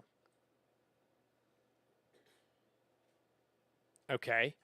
So you're going to see a bunch of people in organized groups and semi-organized groups wearing this, and they're going to think it's the best thing in the world, and it's not. So you're going to see this, and they're not going to realize that you either already get or don't need some of these buffs in group content. For solo content, that's pretty huge. This is 20% critical. That's kind of ridiculous. Another 10% damage with Berserk, and you're not going to have that by yourself. And Major Courage, which is a bunch of spell, weapon, and spell damage. This could be the new meta heavy attack set. I don't know. We'll have to see, but that's a lot. It's a lot of damage. It's a lot of damage. I could easily see this being a new meta set for heavy attack builds, for solo. For solo. In group content, you shouldn't need this. But I could easily see this being. We'll have to check that out. It's going to be a bit hard to test the dummy because you're probably already at crit cap on the dummy. I don't know. Do you get minor courage on the dummy? I don't remember. I imagine you do. So that could be kind of weird. I think this could actually be a really good set. Why run a 5-piece set when a 2-piece Sympathy does the same thing? Yeah, Symphony. Yeah, yep. On the live stream, they said that Soul Fury set would give you one of those buffs at random. Oh, okay. Interesting. They already changed it from. Oh, it does say that. Okay, dealing. Oh, okay, I'm sorry. Or Major Courage. Oh, my bad. There's an or there. Thanks, man. Dude, I totally missed that. Thank you. Oh, okay. Then let me just refresh that and let me say that this is a garbage set. No one will use it. You shouldn't use it. Major Force, if you're not at cap, will give you about 10% damage. Major Berserk will give you 10% damage. Major Courage, I don't know. Could that be good? Maybe. It's going to be a definite maybe. Stop being toxic. Gambling sets are a gift to mankind. Oh, God. Yeah, I don't think anybody was like, you know what would be cool? If sometimes I got a good buff and sometimes I didn't get a good buff. Or if they're all good, then like, why do I care? This is not a fun or interesting mechanic. This is kind of like how the developers have said they think it's a really good idea, you know, like they've doubled down on this and they've said that like it's really good. Whenever you have a skill, like a scribing skill, they have other ones that used to do this. I don't remember if they do anymore. But the damage effect will last for 20 seconds. But there'll be a buff that lasts for 10. And they feel like, oh, it's like, do you recast it early? Oh, it's kind of an interesting interplay there. And it's like, no, it's not interesting. It's a pain in the ass. That's what it is. It's not interesting at all. It's annoying. It's really annoying. I have to decide whether or not I want to recast this. They do that with Mage's Guild and Empower. And you're like, yeah, this is not, you're not being cheeky. This is not clever. This is not interesting. It's friggin' annoying. Yeah, this is another one of those where you get like a random buff where it's just like, what? This is like for people that don't know how to actually play the game but think it's a cool thing. And you know what? If it feels fun to you, run it. I'm not saying that, but like generally, so I have to make sure I'm still under 20% for the crit cap, because if I'm not, this Major Force is not going to be good. Major Berserk, not a big deal. Courage. So it's kind of like a situation where 2 out of the 3 of these like kind of do seem like they'll always give you a buff solo. What does it matter which buff? I don't think it really matters, right? Like, I mean, if they're giving close to the same amount of damage, so why do I care what buff I'm getting? If you're in this is like an endless archive set where like you increase the duration of your major and minor buffs, but do they apply to these sets? I don't remember if they do. I guess there would be the case, and you're hoping for good RNG. Seems kind of a weird way to play that you're hoping for good RNG. I don't know that that adds anything compelling for me. It mostly just seems to make things a little bit confusing. Franny agrees. Glad that's a set in a dungeon you have to pay for until the next content release if you have ESO Plus. Yeah. Yep. Okay. What do we got? Naj Kaldesh. Sorry. While in combat, performing a roll dodge creates a 6-meter pool of blood. 10-second cooldown. After a 1-second delay, enemies in the pool take magic damage that scales off your max health. Gaining a 6-second damage shield based on how much total damage is done by the pool, capped at 15,000. Oh my god. We got a new this is like a new what is it called? I don't remember. The set that does it. It isn't it from not White Gold Tower, but the other one that came out with that, where like it just leaves a pool. It's very similar to several sets actually, where they leave a pool on the ground. It does damage, and people think it's the best thing ever. Not Earthgore. It actually does damage and then heals you for a percentage of the damage. I could look it up. I don't remember though. While in combat, performing a roll dodge creates a 6-meter pool. 10-second cooldown. After a 1-second delay, enemies in the pool take magic damage that scales off your max health. Gain a 6-second damage shield based on how much total damage is done by the pool, capped at 15k damage. people are going to think this is great. They're going to want to, if you want to like stack a bunch of shields, you're going to think it's great. I don't think it's very good. 15k damage shield, that's one skill cast, two skill casts, one of a very good damage shield. Or it's a little bit better than that, but not much. And that's what it's capped at. Plus, you're probably not usually going to do that much damage. It depends what the damage on this thing is, but usually most stuff it wouldn't do enough damage. Yeah, I wouldn't use this set. I can't imagine. I mean, we'll have to check the actual values, but I can't imagine it will be good. This is like another one of those sets that people will think is good, but it's just not. Stacking all these shields. Shield stacking sets can be good.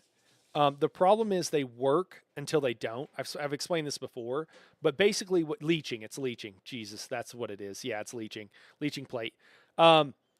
Basically what happens with shielding sets and whatever is that if you're taking less damage than the total amount of shield you can provide in any given time, you're unkillable.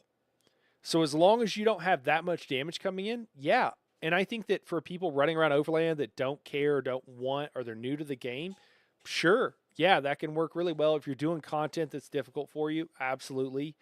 At some point, the damage will creep above that threshold, and as soon as it creeps above that threshold, you're dying. And so they work really well until generally they just totally stop working at all, and then they're just garbage. So it creates this really weird binary effect where like some people think they're the best thing and some people think they're totally garbage. And the nuance of it is like they're good until they're not. And then as soon as they're not, they're really bad. For a tank, you're not going to shield through all the damage. Puppies did that video. It was a meme. You're not going to run a bar like that, stacking that much shields. You're just not. Doesn't make any sense. No one's going to let you in group like that. So, yeah, I don't know. It's kind of interesting. Hey, Emmett. Good to see you, man. Yes, for beginners and maybe normal raids, it's okay-ish, but not sure if it's a good way for them to learn for sure. Yeah, it can help a little bit. I don't think it's the best way for them to learn. I agree with that. And the other thing is like the time and effort it takes to farm a set like this, right? Because this is a monster set too, which makes it even worse. So you gotta get the keys to get the shoulder, and you would be better spending that time learning how to tank than getting a set like that. So unfortunately, I think it's going to be a trick. I think we're going to see creators make builds about it, and I think that those are going to be really bad builds is what's going to happen. Stone Hulk Domination, heavy armor, healing taken, max dam. Taunting an enemy applies major vulnerability for 12 seconds. I've heard about this set with a 15-second cooldown. This is pretty cool. For the average group, I could see this being like a meta set. For the average group, I could see this being pretty huge. That is a really good uptime for not having to do anything other than what you would normally do.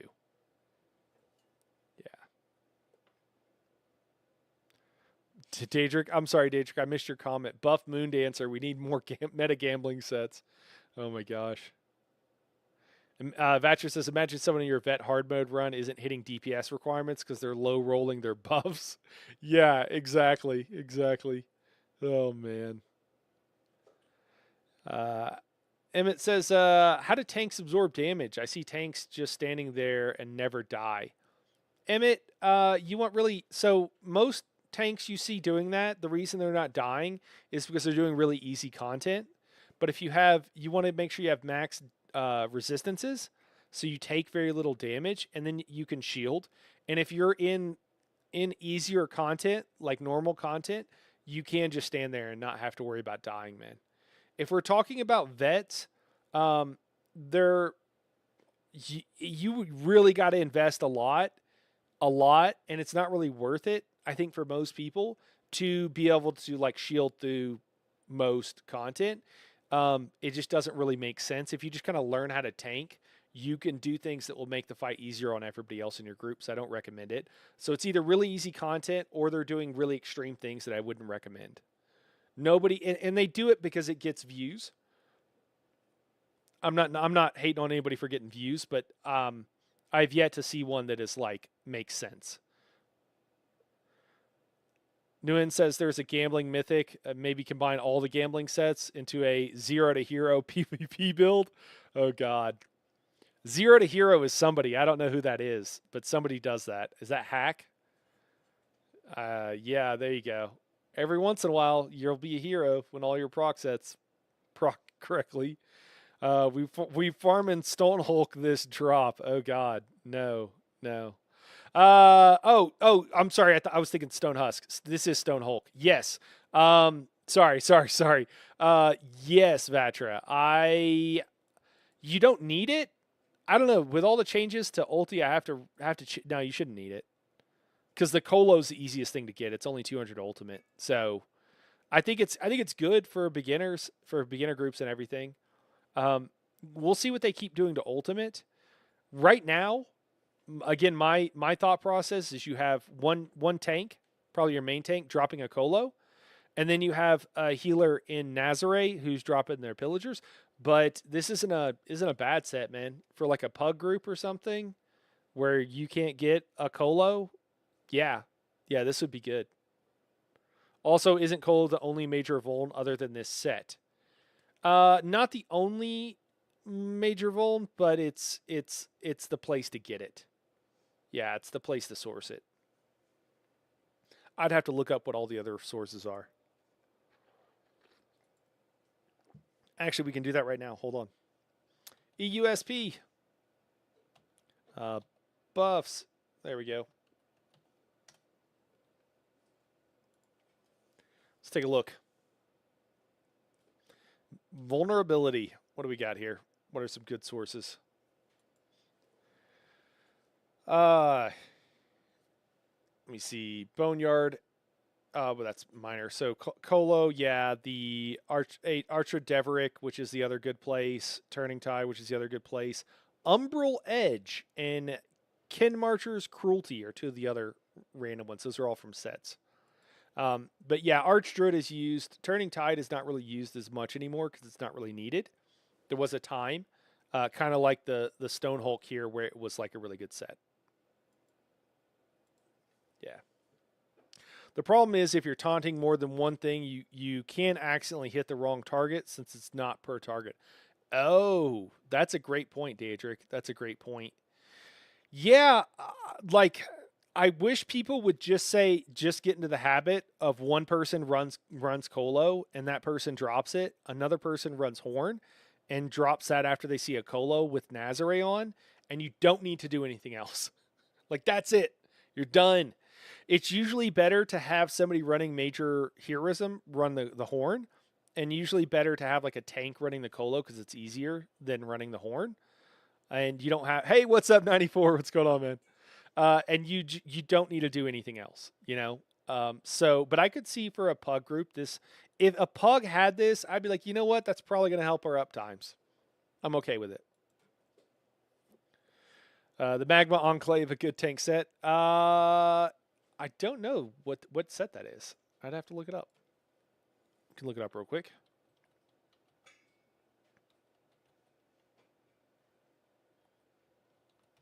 Are you thinking about Magma Incarnate?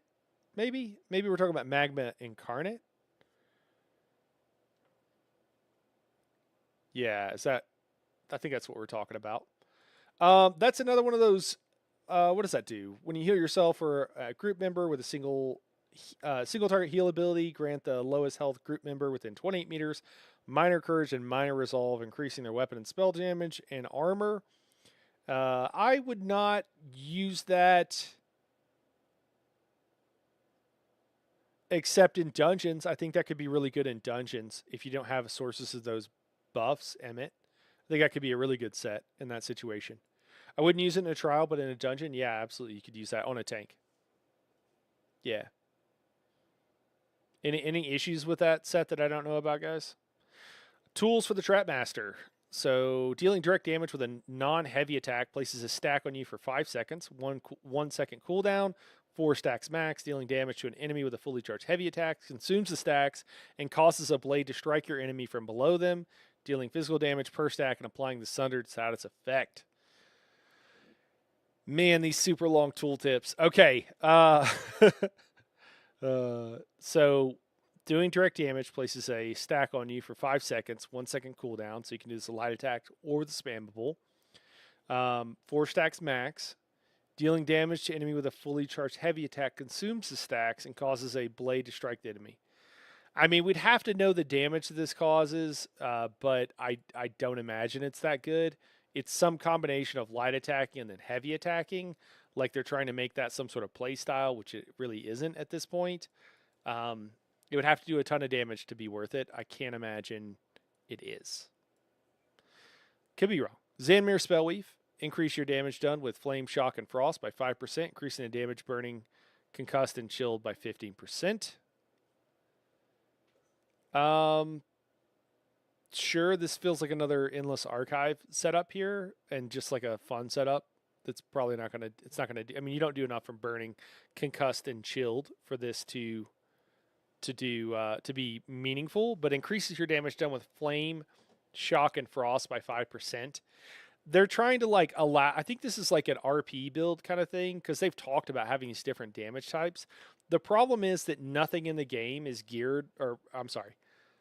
The problem is very few things in the game are geared towards actual damage types mattering. And it's never, like, it's always been super niche. Like, yeah, you can absolutely do this with, Encratis increases flame damage. But, Sorks used to be on shock damage. Frost Wardens, sure. But, I don't know. I say that. So 5%. If you're doing all frost damage, it's a 5% increase, and then another 15% on some of these. I don't think it's enough. I think this would need more of a boost because I don't think there's enough stuff in the game that lends itself to this. I want to be wrong. I want to be wrong about this. I want this to be an interesting set. It's not uninteresting to me. I like the idea, but I think this amount of damage would have to be higher because you got to think that some of your damage is probably not coming from these sources. So if this gives you 5%, and then you got to be doing a lot of status effect damage for this 15% to equal an actual like 2% right increase, that's what you would need for this to be the equivalent of Onsouls. And I struggle to think that that is the case. So I like the idea. I wish it was buffed a bit more because it could actually be really good. The coup de grace. Let me see. What do we got here? When you damage an immobilized enemy, apply major vulnerability to them for 3 seconds. 1 second cooldown. Okay. Could be cool for PvP. 5 pieces. Increase your on this spell shredder. Increases your damage done by 2% for each damage shield, and heal over time effect on your target. Whoa! This is probably sticky hots, I assume. Because, it's all offensive pin. That sucks.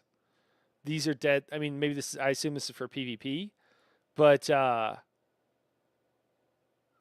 your target. I'm a dork. Yeah, this is PvP. Okay. Yeah, I'm sorry. I was thinking this increases. I didn't realize it was on your target. I thought it was on you. I didn't read to the end. On you. Okay, so on your target. Okay. 2% per damage shield and healed. That doesn't really feel like enough, but maybe it's good. I guess you could pretty quickly get up to like 6 or 8%. Yeah, I don't know. Could be situationally good. I don't know. PvP people would have to chime in. Gain 1 second of CC immunity after casting an ultimate for each 20 ultimates spent. All right. Tanking is hard even for new players because everyone relies on the tank to know the mechanics. That's fair. There are other sets that benefit from that tri-element set, in my opinion. Yeah. Are you saying that would work well with it? Do you think it buffs them too? What are you thinking? What comes to mind? I just don't think that there are. The game typically doesn't encourage you to go with different damage types or really care usually. I have tried to make a Frost Warden, and it's all magic costing skills, and it's impossible to sustain. Doesn't feel good. I know you can probably do it, but it doesn't feel good, and I haven't figured. Admittedly, I haven't spent a lot of time after trying for a while. I was like, yeah, that's pretty bad. I'd have to come back and spend a lot more time to try to figure something out. But it doesn't feel good right now, and it doesn't. There's not a clear line from point A to point B on doing frost damage. I know that they like the idea at ZOS of doing all 3 damage types, but does that make sense? Is there a build where that makes sense for? I don't know. There are some sets that will do, like there's the Icy Furnace set, which can be fun and can actually be decent damage, good damage on a Frost Warden historically. There could be others. I like the idea. I don't know if it makes sense. One of them is Arcanist. And if you're going with Arcanist skill line, then it lends itself to certain things that kind of make sense to run. So, I don't know. So this like idea of an Elementalist, I think it's going to be a fun RP build. Maybe we'll try it out. Maybe we'll do it as an RP build, but I don't think it's going to do a ton of stuff otherwise. All right, and then I think we got fixes, guys. I think that's it. I think, man, after doing these, how long have we been going? We've been going 2.5 hours. That's why I feel exhausted.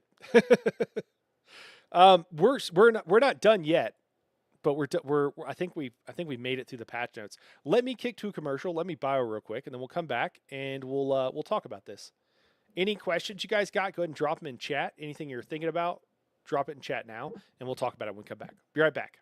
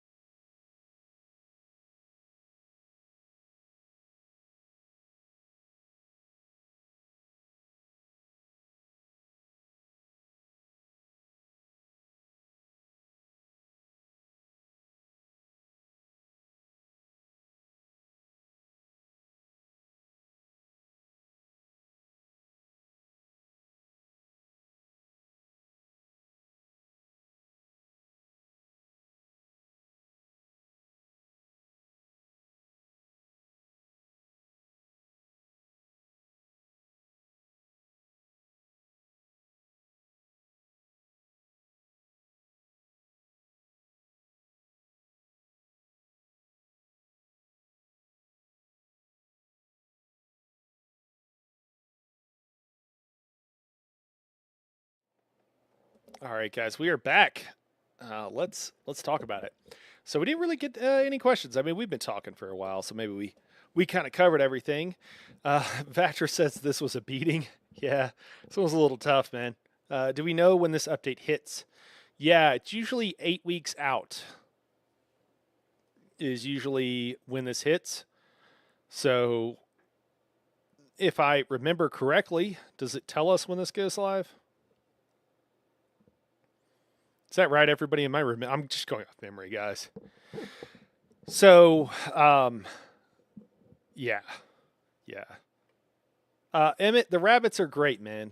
The rabbits are great. Wolfbane says you have Elemental Catalyst and the Destruction Staff from Black Rose Prison for one set I mentioned. Sure, yeah, the BRP staff. Yeah. 6 weeks. Is it 6, not 8? I'm sorry. My bad. I don't know why I was thinking 8. Yeah, Wolfbane. Elemental Catalyst, are we talking about solo? Because you usually don't need that in group play anymore. So you're kind of talking about solo. And then the question is like, does that give you and your group more damage than it takes away? You're also not wearing a trial set if you do that right, because that was a dungeon set, so you're also losing damage from that.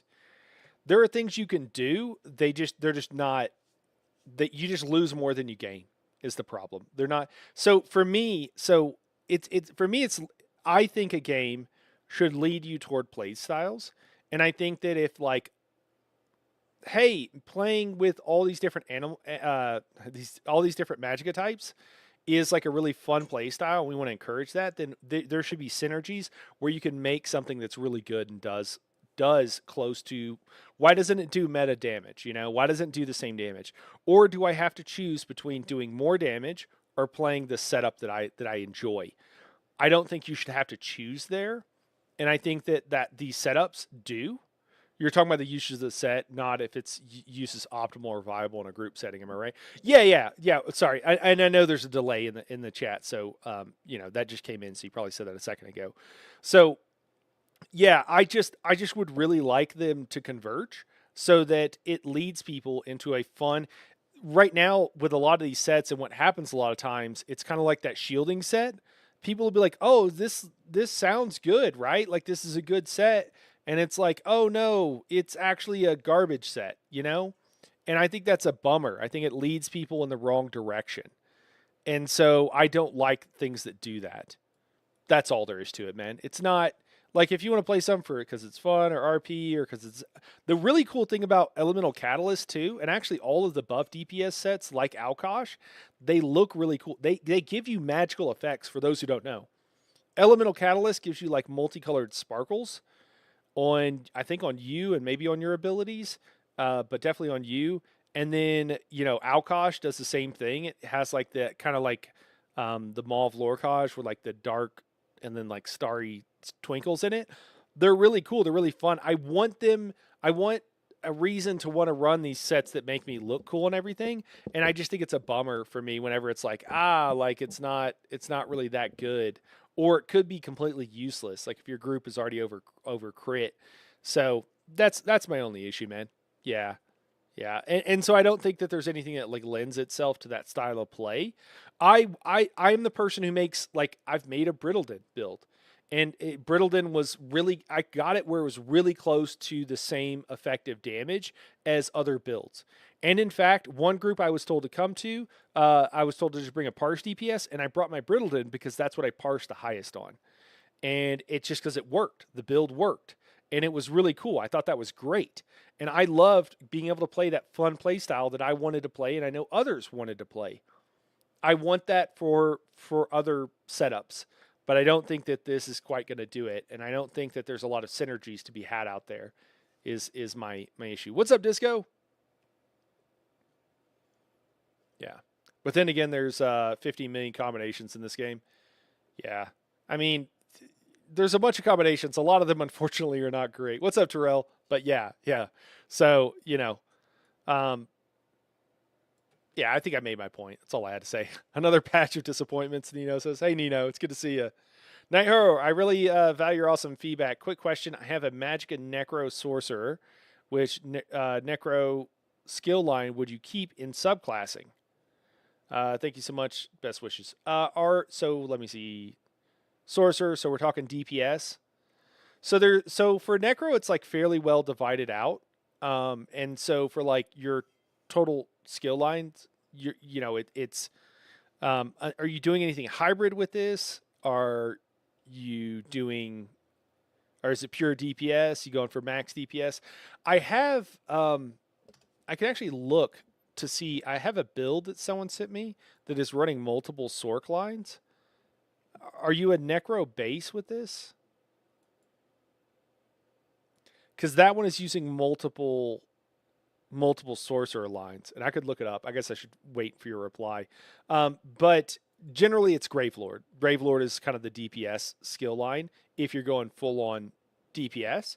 If you want some survivability added in there, you could go with Living Death. There's a decent number of heals that are pretty passive that you can run there if you want a bit of survivability from that skill line. And then tanking skill line is it's going to be Bone Tyrant. So, but yeah, I think generally speaking, Gravelord would be the way to go. And you got some really good skills on there, depending on what you want to do. Nino says, I expected nothing less.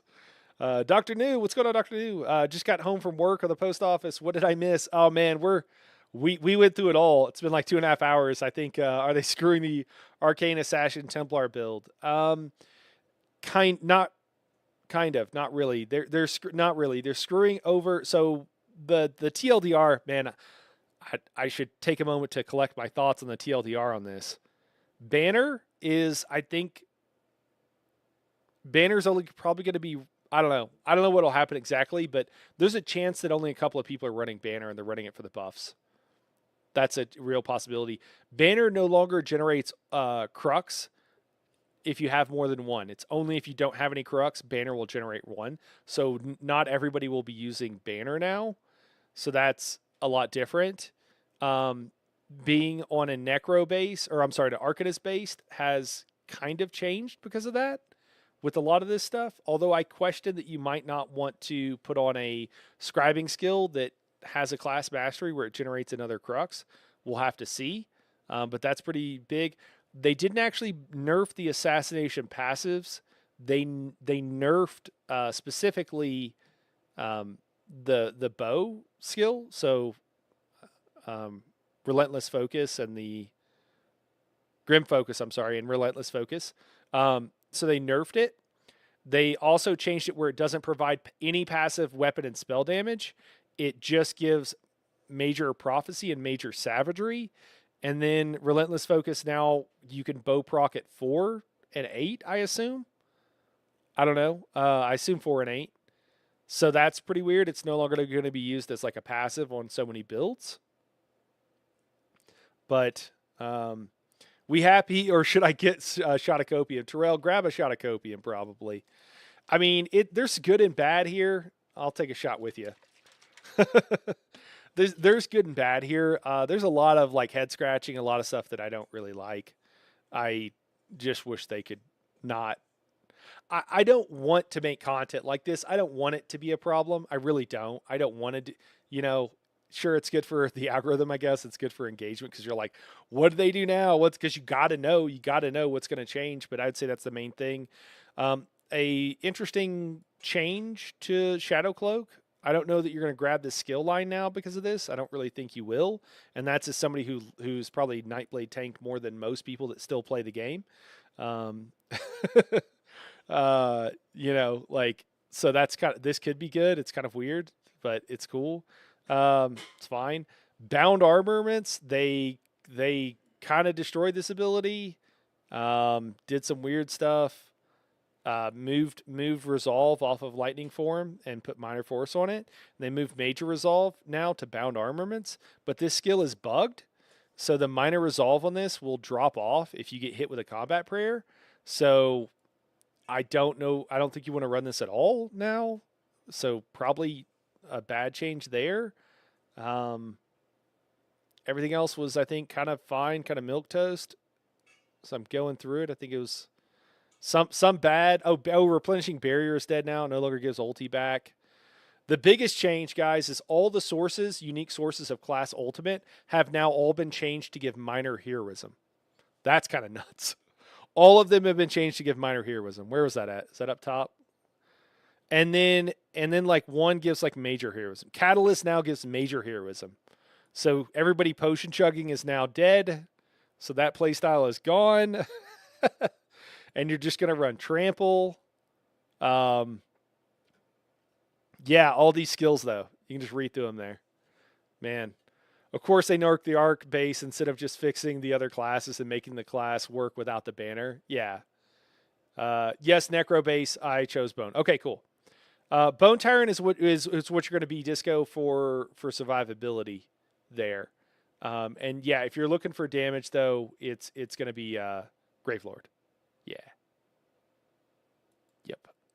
And if you want a bit of healing for a solo, I personally would recommend the Living Death. Because you can run Spirit Mender for damage reduction and or heals. Works really well. You can also run the Healing Tether. And if you're already using something with that creates corpses, that's a really passive free heal. and it sticks on you, so it works pretty well for like keeping yourself alive if you're in solo content. But for max damage, Gravelord. Let me see. Sorry, I was jumping around in reading these. Let me see. What do we got? Emmett says there is so much bosses and mechanics are super hard on vet dungeons and trials. Emmett, yeah, man. The trick, Emmett, is to find a group if you can, man, of people that you can kind of go through with, and you can kind of all figure it out together. Maybe someone knows, man, and they can kind of help you out. But yeah, that is the trick because there are so many. There's like, what are there, like 50 dungeons or more? I don't even know. So there's a lot. Yeah. Once you know a bunch of them, then it's not as bad. But it takes a long time to get to that point. Nino says, of course, they nerfed. Yeah, okay, we already read that. I'm sorry. They never learned. Shake my head. Yeah. Very good on a change on Assassin's Will, though. I thought that the class passives are what they really needed to change, honestly. Yeah, it was weird that they did that. So basically, with Assassin's Will, they have now. It started off, it was crazy high. It was they didn't change the weapon and spell damage value, just doubled what it got. Then they nerfed the weapon and spell damage it gave to bring it down a lot. And now they've taken all the weapon and spell damage off it entirely. So what that tells us is they just don't know what they're doing. Another big takeaway, guys, and I don't know, maybe I'll make a short video out of this and try to put it out Friday or something. But another really big takeaway is that they basically said, at least strongly indicated to me, but I think basically said that they're going to continue with just trying shit and then nerf and buff and whatever. So I think we're going to have many more patches of this. I think each patch is going to be more stuff like this. And it kind of sounds like a shift to me. That could be the way they communicated being very poor here, but that's what it sounds like on several different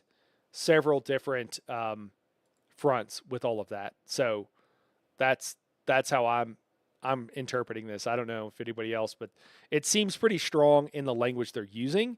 But again, they could just be communicating poorly. They could change their mind. I don't even know, right?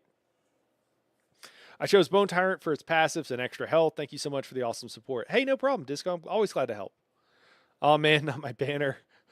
Imagine all the people who have an Arca for that and have or had to race change. Oh, my God. That's a really good point. Yeah, imagine all the people that had to level an Arcanist or had to race change because Arcanist was like the only base class, and now they've changed that. Yeah, that's the kind of stuff that upsets people and makes them want to quit the game. That would be very sad. I'm sure there are a bunch of people.